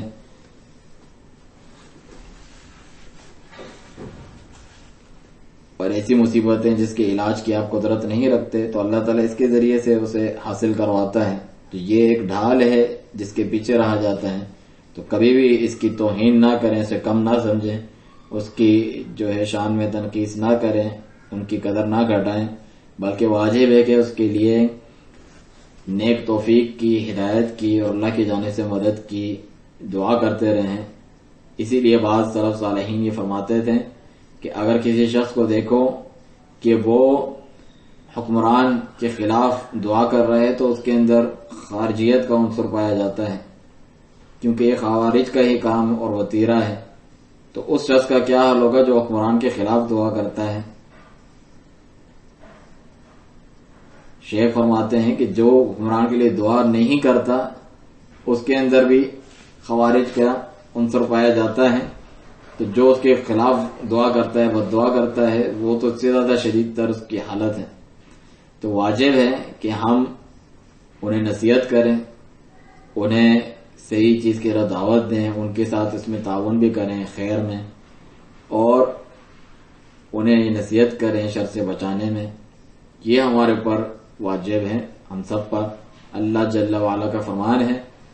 آپ دیکھیں سورۃ النساء میں یکے بعد دیگرے اللہ تعالیٰ نے ایک ساتھ ہی یہ دونوں آیتیں ذکر کی ہیں، جس میں حاکم اور حکوم دونوں کی باتیں ذکر ہوئی ہیں۔ فرمانے والی تعالیٰ ہے، ان اللہ یامرکم ان تؤدوا الامانات الى اہلها واذا حکمتم بین الناس ان تحکموا بالعدل۔ بے شک اللہ تعالیٰ تمہیں حکم دیتا ہے کہ امانتوں کو ان کے اہل کو سونپا کرو، اور جب لوگوں کے درمیان فیصلہ یا حکم کرو تو عدل و انصاف سے کرو۔ ان اللہ نعم ما یعظکم بہ، بے شک اللہ تعالیٰ یہ کتنی خوب نصیحت ہے جو تمہیں کرتا ہے۔ ان اللہ کان سمیعا بصیرا، بے شک اللہ تعالیٰ ہر چیز کا سننے والا، ہر چیز کو دیکھنے والا ہے۔ یہ کن کے بارے میں؟ یہ ولاۃ امور، حکمرانوں کے بارے میں آیت ہے۔ اللہ تعالیٰ نے انہیں یہ وصیت کی ہے، پھر جو رعیت اور عوام ہیں انہیں بھی نصیحت کی، محکومین کو، کہ یا ایھا الذین آمنوا اطیعوا اللہ واطیعوا الرسول واولی الامر منکم، اے ایمان والو اطاعت کرو اللہ تعالیٰ کی اور اطاعت کرو رسول کی اور اپنے میں سے جو حکمران ہیں ان کی۔ فإن تنازعتم فی شیء فردوہ الی اللہ والرسول، اور اگر کسی چیز میں اختلاف کر بیٹھو تو اسے پھیر دو اللہ اور اس کے رسول کی طرف۔ ان کنتم تؤمنون باللہ والیوم الآخر، اگر تم واقعی اللہ تعالیٰ اور یوم آخرت پر ایمان رکھتے ہو، ذالک خیر واحسن تأویلا، یہ زیادہ بہتر ہے اور اس کا انجام کار بھی جو ہے بہت اچھا ہے۔ تو پہلی آیت کن کے بارے میں؟ حکمرانوں کے بارے میں۔ دوسری آیت کس کے بارے میں؟ عوام کے بارے میں۔ یہ سورۃ النساء کی آیت 58 اور 59 ہے۔ تو ہر ایک پر اپنے واجبات ہیں، ہر کوئی اپنی ذمہ داری کو جانے پہچانے۔ تو جب ہماری جد و جہدیں آپس میں ملیں گی اور مسلمان آپس میں تعاون کریں گے، اپنے دین کو سیکھیں گے، اپنے عقیدے کو، حق کو باطل سے الگ کر کے جان لیں گے، تو یہ کچھ حاصل ہوگا۔ لیکن اگر وہ اس عقیدے کے اصل اصول سے ہی جاہل اور لا علم لا بلد رہیں گے اور ایسے لوگوں سے رہنمائیاں لیں گے، ایسے لوگوں کی توجیہات رہنمائیاں اور باتوں کو سنیں گے دیکھیں گے، بدنیت قسم کے لوگ جن کے دلوں میں یہ جو ہے بغض اور کینہ بھرا ہوا ہے اور صحیح منہج پر نہیں ہے، تو یہ مسلمانوں کے لیے ایک بہت بڑی مصیبت اور آزمائش کے سوا کچھ نہیں ہے۔ وَلَا حَوْلَ وَلَا قُوَّةَ إِلَّا بِاللَّهِ۔ تو یہ کچھ کلمات تھے جو میں نے آپ کے سامنے پیش کیے۔ اللہ سبحانہ تعالیٰ سے دعا ہے کہ مسلمانوں کو اس میں سے جو صحیح صواب بات میں نے کی ہے اس سے فائدہ پہنچائے، اور اگر اس میں کوئی غلطی یا خطا ہے اسے مجھے بخش دے اس کے لیے، اور بے شمار درود و سلام ہمارے نبی محمد صلی اللہ علیہ وسلم اور آپ کے آل و اصحاب پر۔ اس کے بعد درس کے بعد شیخ سے کئی ایک اہم سوالات کیے گئے ہیں جو بہت زیادہ تعداد میں ہیں، تقریباً 39 سوالات ہیں۔ انشاءاللہ انہیں بھی ہم پڑھیں گے اور بہت ضروری ہے آج کے ان حالات کے اعتبار سے۔ شیخ سے سوال ہوا، کیا آج کل جو تکفیر کا معاملہ بہت زیادہ بڑا ہوا ہے، یعنی تکفیری بن جاتے ہیں لوگ، تکفیر کرنے لگتے ہیں، کافر قرار دینے لگتے ہیں، اس کے اسباب میں سے یہ بھی ہے کہ ان کے برعکس جو لوگ ہوتے ہیں آزاد خیال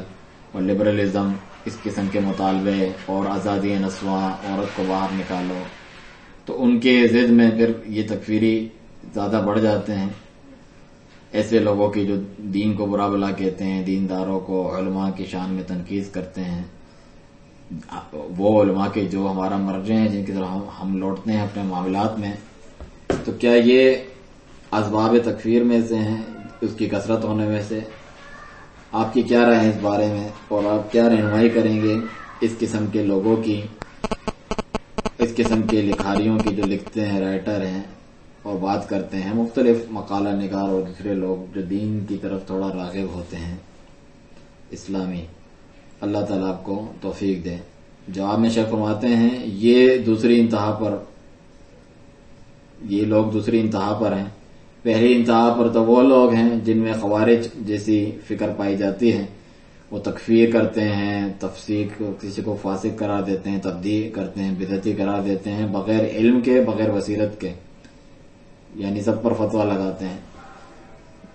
تو وہ تکفیر کو منطبق کرتے ہیں، لاگو کرتے ہیں، یا تفسیق اور تبدیع کو ایسے پر جو اس کا مستحق نہیں ہے، اپنی جہالت اور لا علمی کی بنا پر۔ تو یہ بہت بڑا عظیم خطرہ ہے۔ نبی صلی اللہ علیہ وسلم کا فرمان ہے صحیح مسلم میں، من دعا رجلا بالکفر او قال عدو اللہ، جس نے کسی شخص کو کافر کہا، کفر کا لقب دیا، یا کہا تو اللہ کا دشمن ہے، ولیس کذالک، حالانکہ ایسا نہیں ہے، الا حار علیہ، مگر وہ اسی کے اوپر لوٹ آتی ہے، وہ تکفیر یا اللہ کا دشمن کہنا خود اس کے اوپر یہ لوٹ آتی ہے۔ تو یہ ایک طرف کی ایکسٹریم ہے، ایک انتہا پر ہے کہ ان پر جہالت غالب ہوتی ہے، ساتھ میں دینی غیرت اور جوش و جذبہ بھی ہوتا ہے۔ ایک تو علم کم ہے نہیں، دوسرا دینی غیرت اور جذبہ بھرا ہوا ہے کوٹ کوٹ کے، تو وہ اس تکفیر اور تفسیق اور تبدیع کے فتنے میں مبتلا ہوتے ہیں بغیر کسی بصیرت کے، جس کو جو چاہے حکم اور فتویٰ لگا دیتے ہیں نہایت آسانی سے۔ تو یہ پہلے خوارج کا بھی یہی معاملہ رہا ہے، یہ انہی کا وتیرہ اور طریقہ ہے۔ خوارج نے صحابہ کی تکفیر کی، عثمان و علی، اور جن کو انہوں نے گورنر والی بنایا اور جو ان جیسے تھے، ان کی تکفیر تک یہ لوگ کر بیٹھے۔ لیکن جتنے بھی یعنی ولاۃ امور ہیں، شیخ ذکر کرتے ہیں، یعنی حکمران تھے مسلمانوں کے، کسی رائے میں ان لوگوں نے ان سے اختلاف کیا اور جو ہے تکفیر کرنے پر آ گئے۔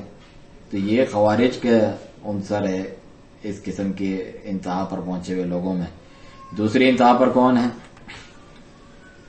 جو بالکل ٹریک سے ہٹے ہوئے ہیں اور دینی امور کی کوئی پرواہ نہیں کرتے، وہ یہ چاہتے ہیں اسلام بلا مسمہ بس نام ہو، اسلام کا ایک ٹیگ لگا ہوا ہو، اسلام کی کسی چیز پر چلنا نہیں ہے، کن چیزوں کا حکم دیا جن سے منع کیا، یا حدود کا نفاذ ہو، یا مجرموں پہ جو عقوبات اور سزائیں ہیں، وہ یہ نہیں چاہتے، اور نہیں چاہتے کسی کو کافر مت کہو، کسی پہ کفر کا حکم نہیں لگتا حالانکہ وہ اس کا مستحق ہی کیوں نہ ہو، اور کسی پر بدعت کا حکم نہیں لگتا حالانکہ اس کا مستحق ہی کیوں نہ ہو۔ تو یہ دونوں مختلف انتہاؤں پر ہیں۔ پہلے لوگ احکام کو فٹ کر دیتے ہیں بغیر اس کے مناسب مقام پر، اور دوسرے وہ چاہتے ہیں احکام اصل سے ہی زائل ہو جائیں، ضرورت ہی نہیں ہے، وہ یہ چاہتے ہی نہیں ہے کہ کہا جائے کہ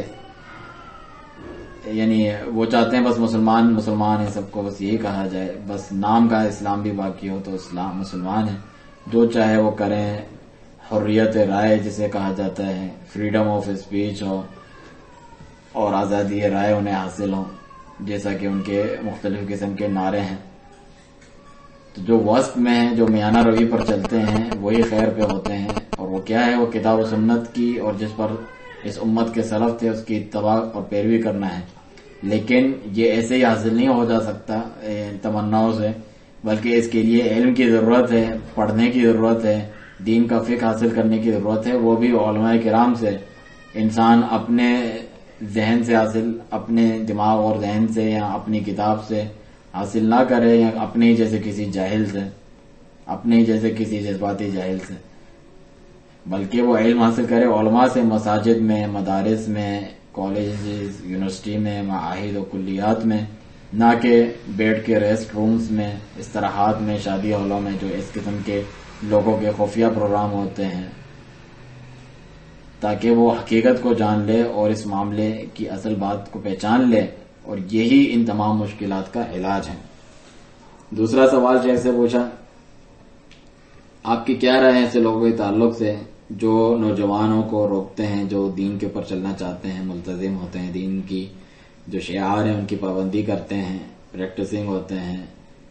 ان پر وہ تہمتیں بھی لگاتے ہیں، یہ تو ایکسٹریمسٹ ہے، متشدد ہے، کیونکہ انہوں نے اپنا ظاہری حلیہ سنت کے مطابق بنا لیا ہوتا ہے۔ شیخ فرماتے ہیں جائز نہیں ہے کہ جو سنت کے اوپر عمل کرے تو اس کی تنقید کی جائے، اور سنت کی جو حرص کرتا ہے اگرچہ اس سے کسی چیز میں غلطی ہوئی ہے تو جائز نہیں ہے کہ اس سنت کی وجہ سے اس کی تنقید کی جائے یا اس کی قدر گھٹائی جائے۔ ہاں یہ کیا جائے کہ اس کو جو صحیح اور سلیم راستہ ہے اس کی جانب رہنمائی کریں، یہ کہتے ہوئے کہ تم سنت پر عمل کرنا چاہتے ہو اور خیر چاہتے ہو، لیکن اس کا صحیح طریقہ میرے بھائی اس طرح ہے، اس کے سامنے اس کی شرح کریں، وضاحت کریں، اور جو صحیح راستہ ہے وہ اسے بتانے اور دکھلانے کی کوشش کریں۔ تیسرا سوال یہ کہ جو بیعت ہے کیا اس میں ہمیں اختیار حاصل ہے کہ انسان جو ہے اپنی مرضی سے بیعت کا پٹا گلے سے نکال لے جس کی چاہے حکام میں سے، اور کسی دوسرے کو اپنا حاکم بنا لے کہ اس کی نہیں مجھے اس کی چاہیے، چاہے وہ اس کے اپنے ملک میں ہو یا کسی دوسرے ملک میں؟ شیخ فرماتے ہیں اگر بیعت مکمل ہو گئی ہے جو اس کا شرعی طریقہ ہے اس طور پہ، تو جائز نہیں ہے کہ وہ اس سے نکلے، اس سے خروج اختیار کرے۔ جو نکلے گا تو وہ جماعت سے نکلنے والا تصور ہوگا، اور اس کا حکم یہ ہے من فارق الجماعت قید شبر فقد خلع ربقۃ الاسلام من عنقه، ابو داؤد کی حدیث کہ جو جماعت سے علیحدگی اختیار کرتا ہے ایک بالش پر بھی، گویا کہ اس نے اسلام کا پٹا اپنے گلے سے نکال کر پھینک دیا، جیسے کہ حدیث میں ہے۔ اور نبی صلی اللہ علیہ وسلم نے یہ بھی فرمایا، سنن ترمذی کی روایت، علیکم بالجماعہ، جماعت کے ساتھ رہو، اور فرمایا وَيَدُ اللَّهِ مَعَ الْجَمَاعَةِ وَمَنْ شَدَّ إِلَى النَّارِ، اللہ کا ہاتھ جماعت کے ساتھ ہے، اور جو الگ ہوتا ہے ان سے جہنم میں الگ پڑا ہوگا۔ یہ ترمذی کی روایت ہے۔ تو جب بیعت منعقد ہو گئی ہے تو جائز نہیں کہ اس کی مخالفت کی جائے، اور انسان منہ اٹھا کے جس کی مرضی چاہتا ہے بیعت کرتا پھرے، کیونکہ ایسا جائز نہیں ہے، کیونکہ یہ مسلمانوں کی بیعت ہے اور جو مکمل ہو چکی ہے، یعنی اس کا کام پورا ہو چکا ہے، منعقد ہو چکی ہے، تو جائز نہیں اس کی مخالفت کرنا۔ نبی صلی اللہ علیہ وسلم نے فرمایا اذا بوعی لخلیفتین فاقتلوا الآخر منہما، جب دو خلیفاؤں کی بیعت ہو جائے تو جو بعد والا ہے اس کو قتل کر دیا جائے ایک کے ہوتے ہوئے جو اس نے بیعت لی۔ یہ صحیح مسلم کی روایت ہے۔ پھر سوال ہوا پچھلے کچھ عرصے میں ایسے لوگ ظاہر ہوئے ہیں جو دین کے نام سے اصلاح کا دعویٰ کرتے ہیں، لیکن وہ زمین میں فساد مچاتے ہیں، بم دھماکے کرتے ہیں، خون بہاتے ہیں، اور پرامن لوگوں کو پرامن لوگوں کو ڈراتے ہیں، ان میں دہشت گردی پھیلاتے ہیں. اس قسم کے لوگوں کا کس طرح رد کیا جائے اور آپ کی نوجوانوں کے لیے کیا رہنمائی اور نصیحت ہے؟ شیخ فرماتے ہیں ایسے لوگوں کی جانب ابھی ہم نے اشارہ کیا کہ یہ خوارج کے طریقے پر ہیں کہ جو حکمرانوں کے خلاف نکلتے ہیں بلکہ خلفائے راشدین تک کے خلاف نکل آتے ہیں، جیسا کہ عثمان و علی رضی اللہ عنہما کے خلاف نکلے اور ان کی حکومت اور فرمانبرداری سے نکل گئے اور مسلمانوں سے لڑے. نبی صلی اللہ علیہ وسلم نے ایسے لوگوں کی خبر دی ہے اور ان کے متعلق بتایا تھا کہ یمرقون من الاسلام کما یمرق السهم من الرمیہ، اسلام سے ایسے نکل جائیں گے جیسے تیر اپنے شکار سے آر پار ہو جاتا ہے. فَأَيْنَمَا لَقِيتُمُوهُمْ فَاقْتُلُوهُمْ، تو جہاں کہیں انہیں پاؤ انہیں قتل کر دو. فَإِنَّ قَتْلَهُمْ أَجْرٌ لِمَنْ قَتَلَهُمْ، کیونکہ ان کے قتل کرنے پہ اجر ہے اس کے لیے جس نے انہیں قتل کیا، یعنی یہ حکومت کے تحت ہوگا. یہ صحیح بخاری کی روایت ہے. اسی لیے علی رضی اللہ عنہ اور آپ کے ساتھ جو صحابہ تھے انہوں نے نبی صلی اللہ علیہ وسلم کی اس وصیت کی تنفیذ کرتے ہوئے ان کے خلاف قتال کیا تو اللہ تعالیٰ نے مسلمانوں سے ان کے شر کو دور کر دیا. لیکن یہ جو بعد والے خوارج ہیں آج کل، یہ تو ان خوارج سے بھی بڑے ہوئے ہیں کہ گھروں کو بلڈنگوں کو بم دھماکوں سے اڑا دیتے ہیں. یہ تو زمین میں فساد مچانا ہے. تو یہ مذہب خوارج پر ہیں اور اس سے بھی زیادہ بڑے چڑھے لوگ ہیں. ایسی حرکتیں ان کے پاس ہیں، ایسے فساد جو ان خوارج کے پاس بھی نہیں تھی، الیاذ باللہ. پھر سوال ہوا بلاد الکفر جو غیر مسلم ممالک ہیں جیسا کہ یورپ ہے یا روس ہے جہاں اسلام کمزور ہے، کیا مسلمانوں کے لیے جائز ہے کہ مختلف جماعتوں کے تحت جمع ہو جائیں ایک امیر کے ماتحتی میں جس کے پاس شرعی علم ہے، اور تاکہ جو ہے دعوت کو تقویت ملے اور مسلمان تفرقے کا شکار نہ ہو؟ اس قسم کے امیر کی بیعت کا کیا حکم ہے؟ شیخ فرماتے ہیں جو اقلیتیں ہیں، یعنی مسلمان جن ممالک میں اقلیت میں رہتے ہیں غیر مسلم ممالک میں، ان کا جو مسئلہ ہے وہ یہ ہے کہ وہ اپنے میں سے جو سب سے بہتر اور احسن ہے اس کے ماتحتی میں جمع ہو جائیں. اس کی بیعت اگر ہوگی تو وہ ایک محدود بیعت ہے، یہ بیعت عامہ نہیں ہے جس طرح ہوتی ہے ولی امر حکمران کی. یہ ایک محدود بیعت ہے، اسی مکان اور جگہ کے لیے وقت کے ساتھ خاص ہے، ان لوگوں کے اجتماع کے لیے جنہیں مراکز اسلامیہ کے نام سے جانا جاتا ہے، یعنی اسلامک سینٹر ہو آپ کے، یہ مطلب ہے اس کا شیخ کا. تو اس میں کوئی حرج نہیں غیر مسلم ممالک میں اسلامک سینٹرز ہوں، کیونکہ اس میں مسلمانوں کی مصلحت ہے ان ممالک میں. اور یہ سنت بھی ہے کہ مسافروں کے لیے سنت ہے، جیسا کہ ابو داؤد وغیرہ کی حدیث ہے کہ وہ اپنے میں سے ایک کو امیر بنا لیں جس کی جانب اپنے سفر کے معاملات وغیرہ لے جایا کریں. پھر سوال ہوا کہ ولی امر کی جو نافرمانی ہے حکمران کی، کیا اس کے تحت صرف وہ ہے جو براہ راست ڈائریکٹ آپ کے جو ملک کا سربراہ ہے اس کی نافرمانی کر رہا ہو کوئی، یا پھر جو حکومتی ادارے میں کوئی بڑا ہے حکومت کی طرف سے لگایا ہوا اس کی نافرمانی بھی اس کے انڈر میں آتی ہے؟ یعنی یہ اپنے گناہ کے اعتبار سے اتنا ہی بڑا ہے جس طرح اصل جو حکمران ہے اس کی نافرمانی کرنا؟ شیخ فرماتے ہیں ہاں یہ حکمران ہی کی نافرمانی کرنے میں داخل ہے، کیونکہ یہ حکومت کا ہی نمائندہ اور نائب ہے. تو مدیر جو ہے کسی بھی حکومتی ادارے میں سے کسی کا کو چلانے والا جو ہے اس کا سپروائزر یا آفیسر ہے، اس کی جو اطاعت ہیں وہ واجب ہیں حکومتی نظام کے تحت کہ جس میں اللہ تعالیٰ کی معصیت نافرمانی نہ ہو. یہ ہمارے ہی مصالح یعنی ہمارے فائدے اور مصلحتوں کے لیے اور مفاسد کو دور کرنے کے لیے بنائے گئے ہیں. تو واجب ہے ان کی اس مدیر کی بھی اطاعت کی جائے. ولی امر کی اطاعت کے ماتحتی میں ہی اس کی اطاعت ہے، کیونکہ وہ اسی کا نائب ہے اس ادارے میں، اس محکمے میں. پھر سوال ہوا جو رجال الامن ہوتے ہیں، قانون نافذ کرنے والے ادارے ہوتے ہیں، ہمارے افواج ہوتی ہیں، وہ بہت ہی بابرکت محنت اور جد و جہد میں لگے ہوئے ہیں اس مشن میں، اس وطن کی حفاظت کے لیے، خصوصاً اس گمراہ فرقے جو دہشت گردی مچاتے ہیں ان کے خلاف. تو ہم چاہتے ہیں آپ کچھ بات ان کے لیے بھی ذکر کریں، ان کے لیے دعا بھی کریں اور ان کی حوصلہ افزائی کیجیے. شیخ فرماتے ہیں اللہ تعالیٰ سے ہم دعا کرتے ہیں کہ ہر اس شخص کی مدد کرے جو اسلام اور مسلمانوں کی نصرت کرتا ہے، مدد کرتا ہے اور اسلام اور مسلمانوں کی حرمتوں کا دفاع کرتا ہے.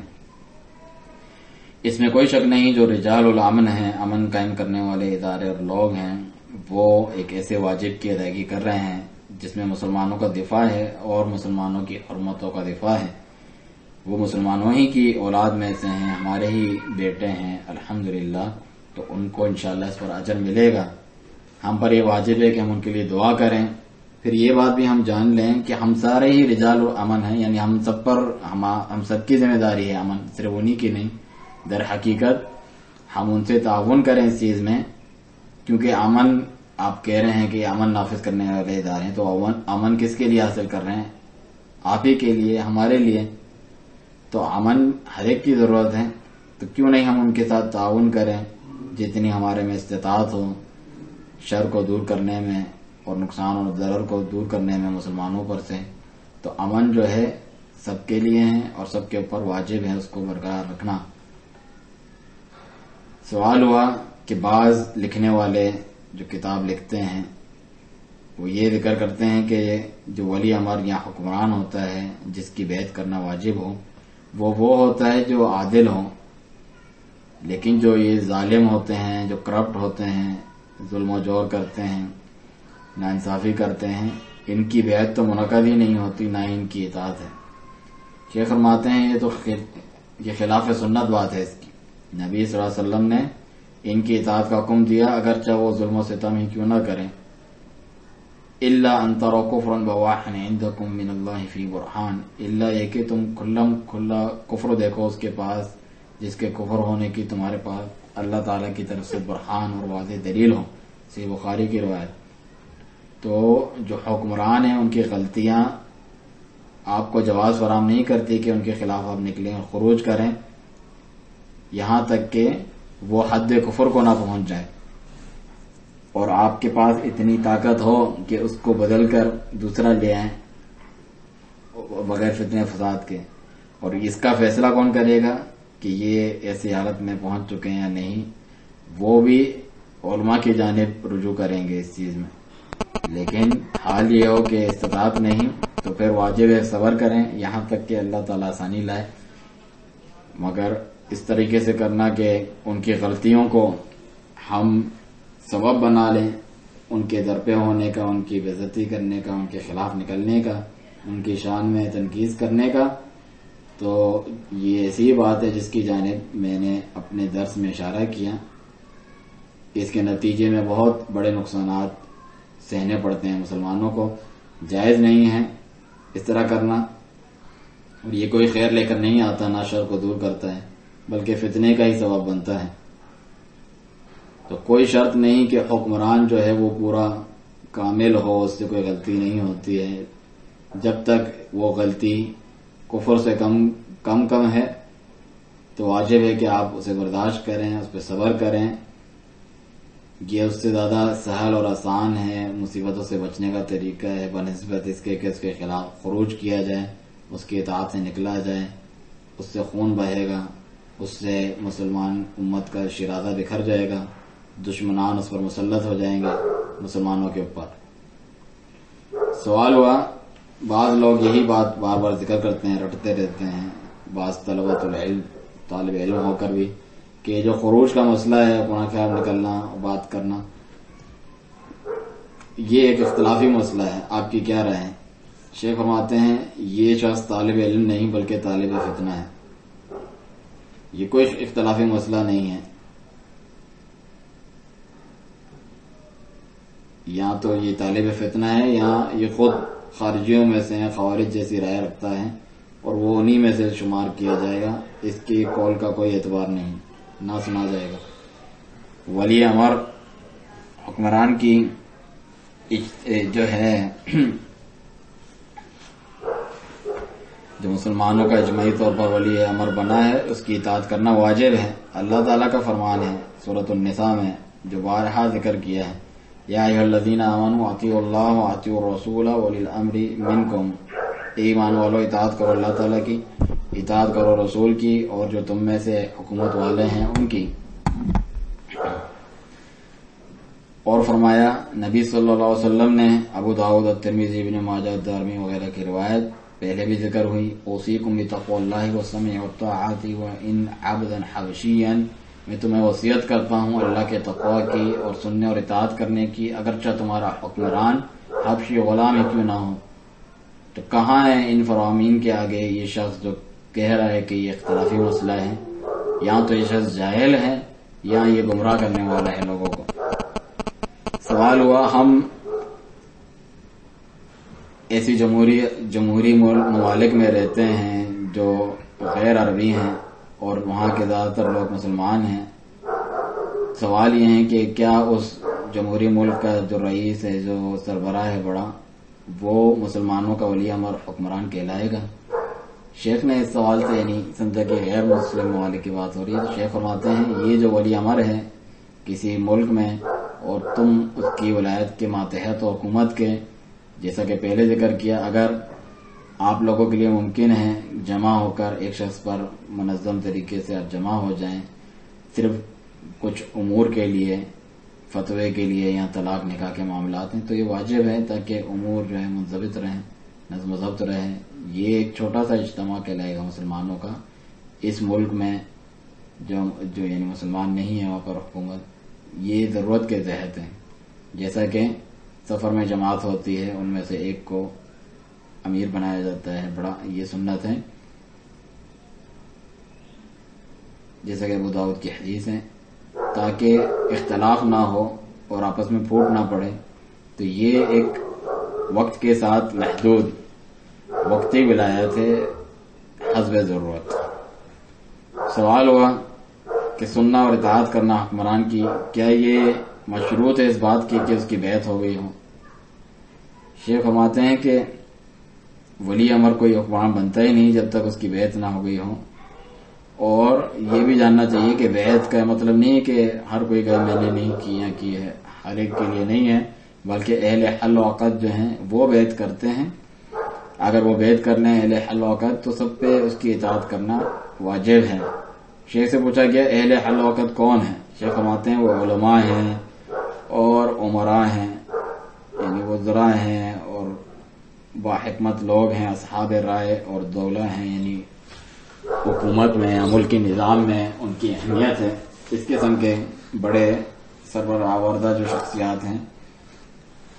اور قداور شخصیات ہیں ان کو اہل حل و عقد کہا جاتا ہے. شیخ سے سوال ہوا آپ کا کیا کہنا ہے، ایک گمراہ فرقے نے کعبۃ اللہ کے اندر جا کے، کعبۃ اللہ کے نیچے انہوں نے اپنے امیر کی بیعت کی. شیخ فرماتے ہیں یہ خوارج کے ہی نظام کے تحت آتا ہے جنہوں نے اپنے حکمران پر خروج کیا، کیونکہ انہوں نے اپنے ہی میں سے ایک کو اٹھا کر ولی امر بنا دیا اور اس کی بیعت کی، اور وہ بھی کعبۃ اللہ کے پاس. یہ تو اللہ اور اس کے رسول صلی اللہ علیہ وسلم کی مخالفت کرنا ہے سب سے مقدس مقام پر، والعیاذ باللہ. جو خوارج ہیں انہوں نے ایسی حرکت نہیں کی، ایسا نہیں کیا کہ کعبۃ اللہ کے گھر جمع ہو کے بیعت شروع کی. یہ تو اس سے بھی گئے گزرے، انہوں نے اللہ تعالیٰ کی حرمتوں کو پامال کیا اور کعبہ مشرفہ کی حرمت کو پامال کیا. لیکن یہ نتیجہ ہے ان کی اس جہالت کا، والعیاذ باللہ. اور جو جہالت ہے وہ جس سے لگی ہو اس شخص کو، اس سے بھی اس شخص کا اس سے بھی برا حال کرتی ہے. یہ فرماتے ہیں آپ نے مثال پیش کی اپنے درس میں عبد الملک بن مروان کی کہ انہوں نے مسلمانوں کے جو امور ہیں اس میں نظم و ضبط لائے اپنے تلوار کے ذریعے، قوت کے ذریعے، اپنی دانش مندی کے ذریعے. تو فضیلت شیخ، کیا یہ جو عمل تھا عبد الملک بن مروان کا، جب انہوں نے حجاج کو بھیجا عبداللہ بن الزبیر رضی اللہ عنہ سے قتال کرنے کے لیے مکہ میں مسلمانوں میں تفریق ڈالنا نہیں کہلایا جائے گا، تفرقہ ڈالنا اور فتنے کو ابھارنا، خصوصاً کعبۃ اللہ پر منجنیق سے حملہ بھی کیا گیا۔ شیخ فرماتے ہیں ہم اس چیز میں آپ داخل نہ ہوں جو عبداللہ بن الزبیر رضی اللہ عنہ اور عبد الملک کے درمیان ہوا، اس قسم کی ٹوم کھوج میں لگا ہی نہ کریں آپ لوگ۔ اور جہاں تک معاملہ ہے عبد الملک کی بیعت اور ان کی حکومت کا، تو وہ صحیح تھی، یہ میں اپنی طرف سے نہیں کہہ رہا، یہ اہل علم نے اپنی عقیدے کی اور تفسیر کے کتب میں ذکر کیا ہے۔ اور جہاں تک معاملہ ہے ابن زبیر رضی اللہ عنہ کا، تو آپ جو ہیں جلیل القدر صحابی ہیں، اور جو کچھ آپ سے وہ آپ کے اجتہاد کی وجہ سے تھا رضی اللہ عنہ، تو ہم کسی چیز پہ محاسبہ اور پکڑ نہیں کرتے صحابہ کے تعلق سے۔ پھر یہ بھی ہے کہ آپ رضی اللہ عنہ کی بیعت مکمل نہیں ہوئی تھی تمام مسلمانوں پر سوائے مکہ اور عراق میں۔ پھر سوال ہوا، یہ سوال جو ہے بعض نوجوانوں کی طرف سے واکثرت آتا ہے کہ وہ ان میں سے باکثرت یہ حرکت صادر ہوتی ہے کہ وہ علماء کی تنقید کرتے ہیں، یا ان کی رائے سے اختلاف ہونے کی وجہ سے یا اس کے علاوہ کسی اور وجہ سے، یا اور کبھی تو ان کی نیتوں تک پر تہمت لگاتے ہیں۔ آپ کی کیا رہنمائی ہے اس تعلق سے؟ اللہ تعالیٰ آپ کی حفاظت کرے۔ شیخ میں فرماتے ہیں سب سے پہلے ہم یہ پوچھتے ہیں کیا یہ علماء ہیں، یعنی جو اس قسم کی باتیں کرتے ہیں؟ کیونکہ اگر وہ علماء ہوتے تو اہل علم کی تنقید نہ کرتے، یہ ان کی جہالت پر دلالت کرتا ہے، اور جاہل جو ہے وہ کسی چیز کو نظم و ضبط میں رکھنے کی قدرت رکھتا ہی نہیں۔ تو جو علماء کو سب و شتم کرتے ہیں وہ جہال ہیں، جاہل ہیں۔ اگر علماء ہوتے تو علماء کو کبھی برا بھلا نہ کہتے، تو یہ جاہل ہیں اور یہ کسی گنتی میں نہیں آتے، ان کی جانب کوئی التفات نہ کیا جائے، توجہ نہ دی جائے۔ جو اہل علم ہیں ان کی اپنی قدر و منزلت ہیں، یہ انبیاء کرام کے وارثین ہیں، جیسا کہ حدیث میں موجود ہے ابو داؤد اور ترمذی کی، اور نبی صلی اللہ علیہ وسلم نے فرمایا ہے۔ اور اہل سنہ والجماعہ جو ہیں ان کو کوئی نقصان نہیں پہنچا سکتا جو ان کو چھوڑ دیں یا ان کی مخالفت کریں، اور علماء جو ہیں وہ تو اہل سنہ والجماعہ کے سربراہ ہیں، ان میں سر فہرست ہیں الحمدللہ، خصوصاً ہمارے اس ملک میں علماء جو حق پر ہیں اور سلفی منہج پر ہیں، انہیں کوئی بھی چھوڑنے والا ہے، مخالفت کرنے والا انہیں نقصان نہیں پہنچا سکتا، کیونکہ یہ فرقہ ناجیہ میں سے ہیں جو نجات پانے والا ہے۔ پیچھے پوچھا گیا شیخ سے مجھے آپ کیا نصیحت کرتے ہیں اگر مجھے کسی مسئلے میں اشکال ہو اور اس میں اقوال میں اختلاف ہو، ہر ایک کی اپنی رائے اور قول ہو، تو میں کس کی پیروی کروں اور کس کے قول کو لوں؟ شیخ فرماتے ہیں اگر آپ طالب علم ہیں اور متمکن ہیں، اس میں مضبوط ہیں اور پختہ ہیں، تو آپ کو چاہیے کہ ان اقوال کو دلیل پر پیش کریں، جو دلیل کے موافق ہو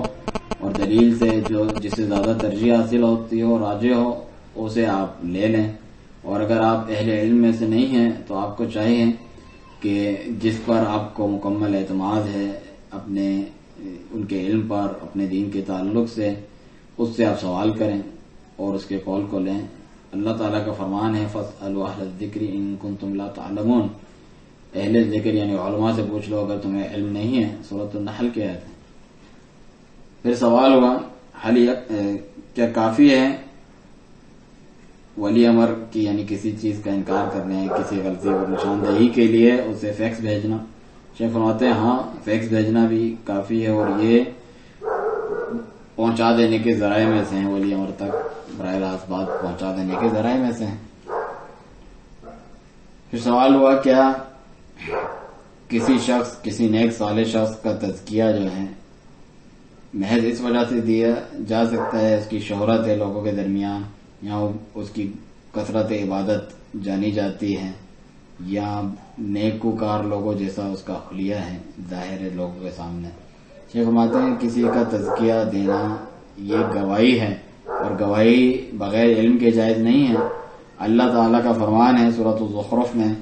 اِلَّا مَنْ شَهِدَ بِالْحَقِّ وَهُمْ يَعْلَمُونَ، سوائے وہ لوگ جو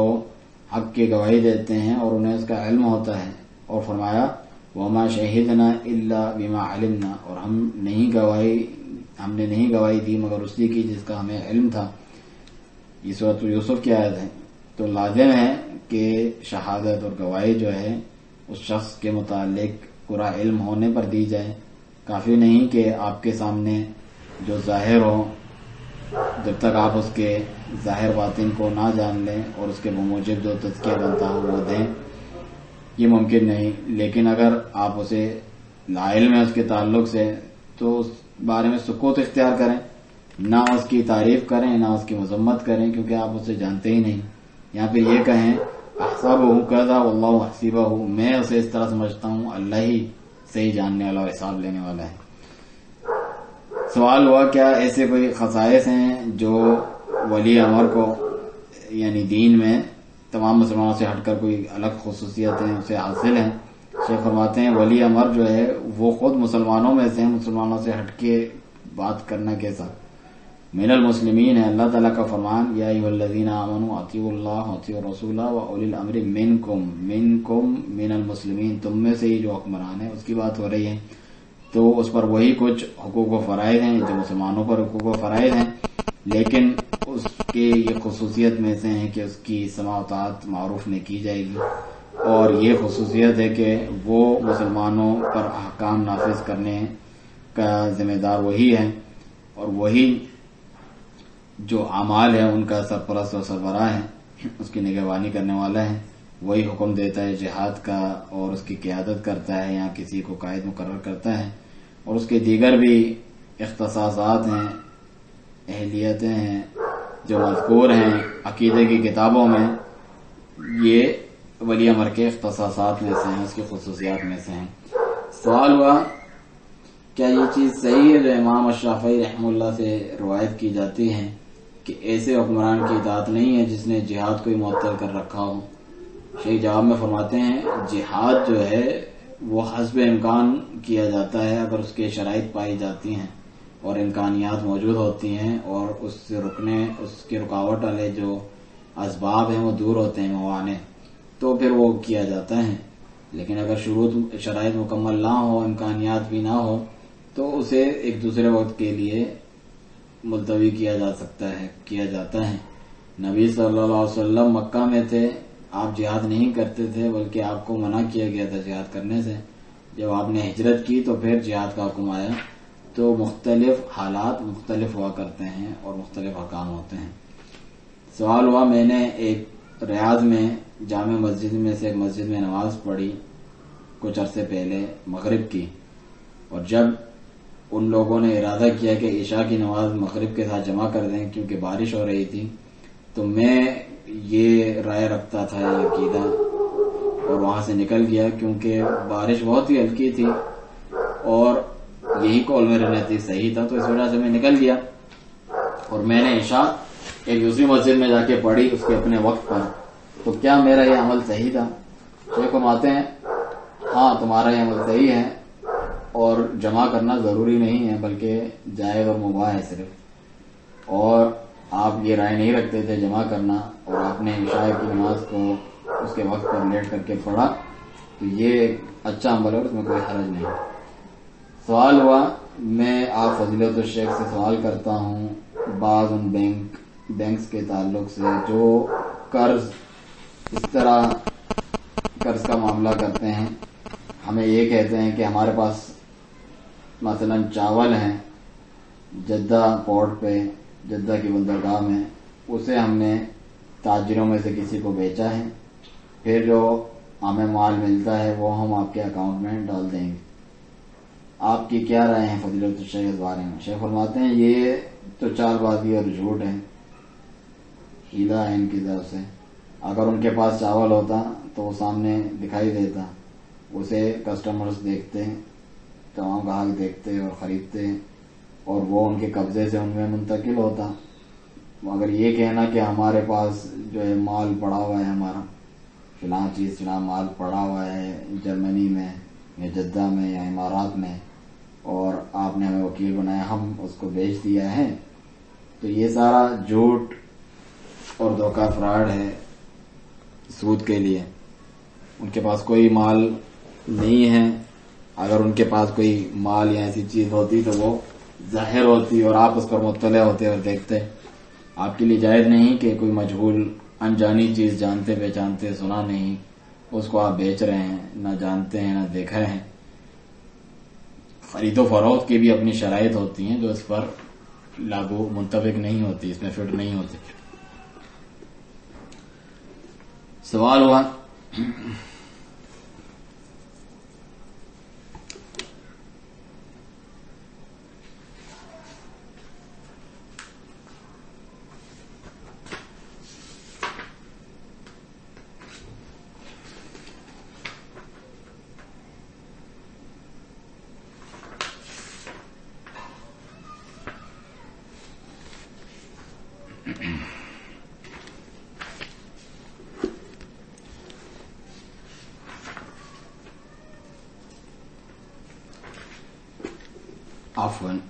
شیخ سے سوال ہوا کہ ہم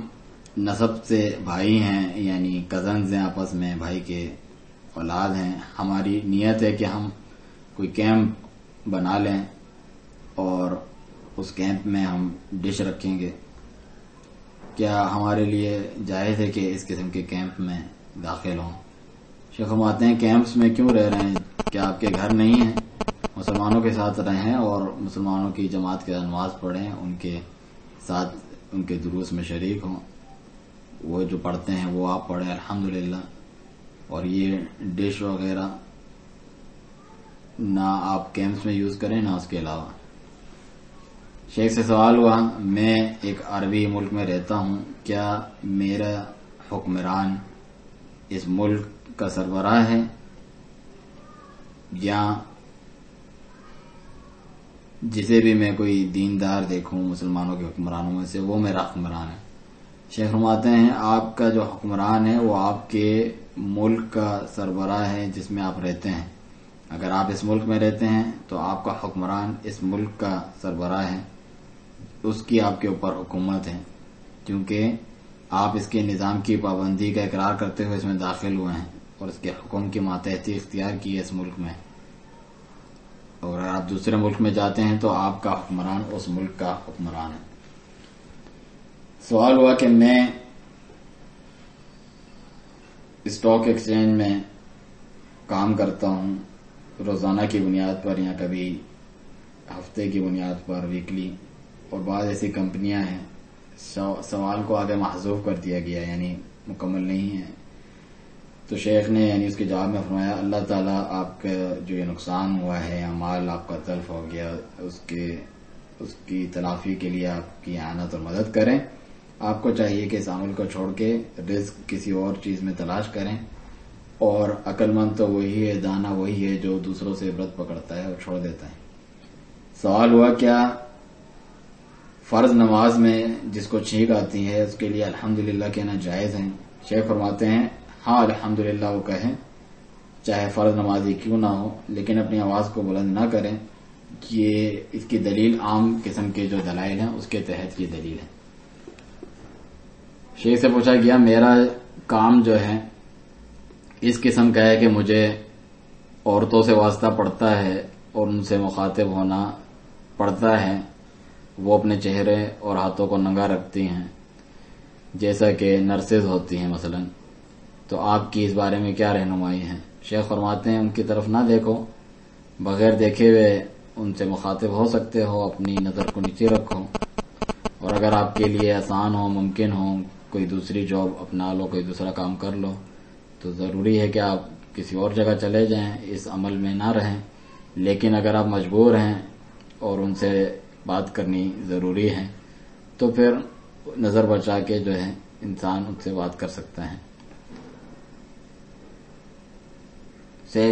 سوال پوچھا گیا جو حجامہ ہے، حجامہ کرنا، کیا یہ نبی صلی اللہ علیہ وسلم کی جو فعلی سنت ہے اس میں داخل ہے؟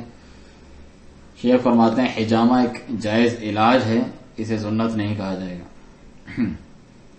سوال ہوا آپ کی کیا رائے ہے جس کی نماز فجر فوت ہو جاتی ہے جماعت کے ساتھ،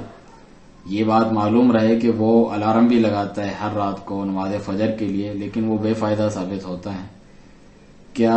یہ ان لوگوں میں شمار ہوگا جس کو شرعی عذر ملتا ہے اللہ کی طرف سے اس سے ساکت ہو جاتی ہے؟ حالانکہ وہ ہر رات جو ہے دعا بھی کرتا ہے کہ وہ نماز با جماعت فجر پڑھ سکیں. شیخ فرماتے ہیں ایسے شخص کا کوئی معاملہ ہوگا اس طرح نہیں ہے، یعنی ممکن ہے کہ وہ رات دیر تک جاگتا ہو. جو راتوں کو دیر تک جاگتا ہے تو پھر وہ اٹھ نہیں پاتا چاہے الارم ہی کیوں نہ لگائے. اسے چاہیے کہ جلدی سوئے، اسی خاطر ہی سو جائے کہ وہ اپنی نیند کا وہ حصہ لے لے جس کے بعد وہ آسانی سے جاگ سکے رات کے آخری پہر میں، یعنی فجر کے وقت. تو یہی اس کا علاج ہے کہ وہ زیادہ دیر رات کو جاگا نہ رہے، آخر رات تک، دیر رات تک. اس کے پاس کوئی عذر نہیں ہے اگر وہ اسی طریقے سے اپنی حالت کو رکھتا ہے، کوئی عذر نہیں ہے. عذر تو صرف اس شخص کے لیے ہیں جس پہ نیند کبھی طاری ہو جاتی ہے، لیکن ہمیشہ ہی نیند اس طریقے سے وہ اپنی کرے تو یہ کوئی عذر نہیں ہے. شیخ سے سوال ہوا میری بیوی نے عمرہ کیا نقاب لگا کے اور وہ یہ بھول گئی، اسے یاد نہیں ہے، کیا اس کے لیے جائز ہے جبکہ وہ قصیم کے شہر تک پہنچ چکی ہے؟ اس عمل کا کیا حکم ہے؟ شیخ فرماتے ہیں اس کے اوپر کچھ بھی نہیں ہے جب تک، یعنی جب اس کی حالت تھی کہ اسے معلوم نہیں تو پھر وہ عذر بالجہل یعنی لا علمی کا عذر سے دیا جائے گا. سوال ہوا کہ میں ایک فلیٹ میں رہتا ہوں، مجھ سے پہلے یہاں کوئی رہتا تھا اپنے فیملی کے ساتھ، ان کا ایک چھوٹا بچہ تھا. اللہ کا کرنا یہ ہوا کہ وہ بچہ بیمار ہو گیا اسی فلیٹ میں جس میں ابھی رہتا ہوں. وہ شخص اس فلیٹ کو چھوڑ کے شفٹ ہو گیا کہیں اور، لیکن ان کے جو قاری صاحب ہیں یا جو دم درود کرتے ہیں انہوں نے کہا، پانی پڑھ کے کچھ دیا اور کہا کہ اس فلیٹ میں اس کمرے میں جہاں وہ تھا وہاں جا کر اسے ڈالو جہاں یہ بچہ پڑا تھا. تو کیا میں اسے یہ کرنے دوں؟ شیخ فرماتے ہیں یہ تو خرافت زدہ لوگ ہوتے ہیں، ان کی بات نہ مانو اور نہ ہی ان کو داخل ہونے دو اپنے کمرے میں. اس سے کہو کہ منکر ہے اور غلط کہا ہے. سوال ہوا ایسے ورزش کے کپڑے جو پہنے جاتے ہیں، ورزش یا کھیل کود کے جو کپڑے پہنے جاتے ہیں، لباس جس پر غیر مسلم پلیئرز کے کھلاڑیوں کے نام ہوتے ہیں، کیا یہ پہننا جائز ہے؟ شیخ فرماتے ہیں جائز نہیں ہے. کافروں کے شعار کو انسان جو ہے اٹھاتا پھرے اور اس کی تعظیم کرے ایسی. اور دوسری طرف تصویریں بھی جائز نہیں ہیں کپڑوں کے اوپر، چاہے مسلمانوں ہی کی کیوں نہ ہو، کیونکہ یہ تو تصویروں کی تعظیم کرنا ہے اور انہیں اپنے سے چمٹائے رکھنا ہے اور ملبوس کرنا ہے. تو اس وقت کیا حال ہوگا جب یہ تصویریں بھی کافروں کی ہو؟ تو معاملہ اور زیادہ خطرناک ہو جائے گا. اس قسم کے لباس نہ پہنے. سوال ہوا اپنے اعضاء کے اوپر بار بار مسح کرنا وضو میں، یہ غلو میں سے ہیں. شیخ فرماتے ہیں اعضاء کو مسح ویسے بھی نہیں کیا جاتا سوائے سر کے، جبکہ جو اعضاء ہیں انہیں دھویا جاتا ہے اور ان پہ پانی پہنچایا جاتا ہے. لیکن مجھے لگتا ہے سوال کرنے والے کا قصد اور ارادہ یہ ہوگا کہ ان کو ملنا، اپنے اعضاء کو غسل کرتے دھوتے ہوئے وضو میں ملنا، کیا یہ ایک دفعہ کر دینا کافی ہے یا صرف پانی اس کے اوپر بہا دینا اچھے طریقے سے یہ کافی ہے؟ تو شیخ فرماتے ہیں اس کو ملنا سنت ہے، جبکہ اس پر پانی بہا دینا اچھی طرح سے کسی بھی عضو پر، کسی بھی حصے پہ جسم کے جو وضو کے ہیں وہ فرض ہے. لازم ہے کہ اس پر پانی مکمل طریقے سے گرایا جائے تمام جو اعضاء ہیں وضو کے ان کے اوپر. سوال ہوا گناہوں کے جو کفارات ہوتے ہیں جن سے گناہ دھل جاتے ہیں انسان کے جو نیک کام ہیں، جیسا کہ نبی صلی اللہ علیہ وسلم سے یہ حدیث وارد ہے کہ سبحان اللہ و بحمدہ، جس نے یہ کہا دن میں 100 مرتبہ حطت خطایاہ وان کانت مثل زبد البحر، اس کے گناہ جھڑ جاتے ہیں اگرچہ سمندر کی جھاگ کے برابر ہی کیوں نہ ہو. صحیح بخاری کی روایت ہے. تو میرا یہ سوال ہے کہ اگر کسی شخص نے کبیرہ گناہوں میں سے کوئی کبیرہ گناہ اس کے پاس ہو اور وہ اس حدیث کے اوپر عمل کرے تو کیا وہ فضیلت سے محروم رہے گا؟ شیخ فرماتے ہیں اس کو اجر ملے گا اس ذکر کا، لیکن جو کبیرہ گناہ کا مٹ جانا ہے وہ توبہ سے ہوتا ہے یا اللہ تعالیٰ اس سے درگزر فرمائے، جبکہ جو صغیرہ گناہ ہے وہ فرائض کی ادائیگی سے مٹ جاتے ہیں. اللہ تعالیٰ کا فرمان سورۃ ہود میں وَأَقِمِ الصَّلَاةَ طَرَفَيِ النَّهَارِ وَزُلَفًا مِنَ اللَّيْلِ، نمازیں قائم کرو دن کے دونوں اطراف، دونوں کناروں میں اور رات کی کچھ گھڑیوں میں. ان الحسنات یذہبن السیئات، بے شک نیکیاں برائیوں کو لے جاتی ہیں. نبی صلی اللہ علیہ وسلم نے فرمایا الصلوات الخمس والجمعۃ الى الجمعۃ ورمضان الى رمضان مکفرات ما بینہن اذا اجتنب الکبائر. 5 وقتہ نمازیں ایک جمعے سے دوسرے جمعے تک، رمضان سے رمضان تک، یہ گناہوں کا کفارہ بن جاتے ہیں جو بھی ان کے درمیان کیے جائیں، بشرطے کہ کبیرہ گناہوں سے بچا جائے. تو جو فرائض ہیں وہ صغیرہ گناہوں کا کفارہ بنتے ہیں. اور یہ جو حدیث ابھی پڑھی ہے یہ صحیح مسلم کی حدیث ہے. پھر سوال ہوا کہ میں ایک نوجوان ہوں اور مجھے بہت زیادہ احتلام آتا ہے، یعنی سوتے میں جو منی خارج ہو جاتی ہے انسان کی، ایسی چیزیں سوچنے یا دیکھنے سے. تو کبھی کبھار ایسا ہوتا ہے کہ مجھے احتلام ہوتا ہے اور میں غسل نہیں کر پاتا اور نماز ظہر کے وقت غسل کر کے ظہر اور فجر پڑھتا ہوں، کیونکہ پانی بہت ٹھنڈا ہوتا ہے صبح کے وقت. شیخ فرماتے ہیں پہلی بات تو یہ ہے کہ اگر اتنا آپ کو احتلام ہوتا ہے تو شادی کیوں نہیں کرتے؟ نبی صلی اللہ علیہ وسلم کا فرمان ہے یا معشر الشباب من استطاع منکم الباءۃ فلیتزوج، اے نوجوانوں کی جماعت، تم میں سے جو شادی کی قدرت رکھتا ہے، جیسا کہ یہاں ذکر ہوا، تو اسے چاہیے فوراً شادی کریں. فَإِنَّهُ أَغَضُّ لِلْبَصَرِ وَأَحْسَنُ لِلْفَرْجِ، یہ نگاہوں کو نیچی کرنے اور شرمگاہ کی حفاظت کرتا ہے. یہ صحیح مسلم کی روایت ہے. اور دوسری بات یہ ہے، شیخ فرماتے ہیں اگر پانی بہت زیادہ ٹھنڈا ہے اور آپ اسے برداشت نہیں کر سکتے اور آپ کے پاس کوئی ایسی چیز نہیں ہے جو اسے گرم کر سکے، جیسے لکڑیاں جلا کر آگ سے یا گیس سے یا الیکٹرک سے، بجلی سے، اور وہ بہت ٹھنڈ بھی ہے، باہر پانی بھی ٹھنڈا ہے، تو آپ جو ہے مٹی سے تیمم کریں اور نماز پڑھیں، جیسا کہ عمرو بن العاص رضی اللہ عنہ نے اپنے بعض سفر میں کیا تھا. ابو داؤد کی روایت ہے. لیکن نماز کو اپنے وقت سے لیٹ نہ کریں. سوال ہوا کہ میں نے عشاء کی نماز پڑھی اور میرے کپڑوں پہ تھوڑا سا خون لگا تھا، کیا میری نماز جائز ہے؟ یہ بات علم میں رہے کہ مجھے اس جو لگا ہوا خون تھا اس کا معلوم نہیں چلا مگر نماز ختم ہونے کے بعد. شیخ فرماتے ہیں اگر آپ نے نماز پڑھ لی ہے اور آپ کے بدن پر یا آپ کے کپڑے پر کوئی نجاست تھی اور آپ کو اس کا علم نہیں تھا، یہاں تک کہ نماز ختم کرنے کے بعد آپ کو علم ہوا، تو آپ کی نماز صحیح ہے، لیکن مستقبل میں آپ اس نجاست کو دھو لیں. سوال ہوا کیا غیبت اگر کسی کی ہو، یہ جو گناہ ہے غیبت کرنے کا، وہ مکمل طریقے سے مٹ جاتا ہے اگر جس کی میں نے غیبت کی اس کو بتا دوں اور وہ مجھ سے درگزر کرے، معافی تلافی ہو جائے؟ شیخ فرماتے ہیں ہاں، اگر وہ جو ہے آپ کو معاف کر دیتا ہے تو آپ سے گناہ ساکت ہو جاتا ہے، ہٹ جاتا ہے، لیکن آئندہ ایسا نہ کریں. سوال ہوا کیا جو دین پر عمل کر رہے ہوتے ہیں، دین کی پابندی کرنے، دیندار لوگ ہوتے ہیں یا داڑھی رکھی ہوتی ہے بعض لوگوں نے، ان کی بعض حرکتوں کا مذاق اڑانا، یہ دین کا مذاق اڑانا ہے؟ شیخ فرماتے ہیں اگر مذاق اڑانے والے کا قصد و ارادہ داڑھی کا مذاق اڑانا ہے، دین کا، امور دین کا مذاق اڑانا ہے، تو یہ دین کا مذاق اڑانا شمار ہوگا اور یہ ارتداد ہے، انسان دین اسلام سے خارج ہو جاتا ہے، کافر ہو جاتا ہے.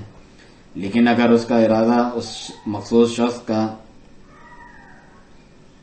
مذاق اڑانا ہو تو یہ کبیرہ گناہوں میں سے کبیرہ گناہ ہے،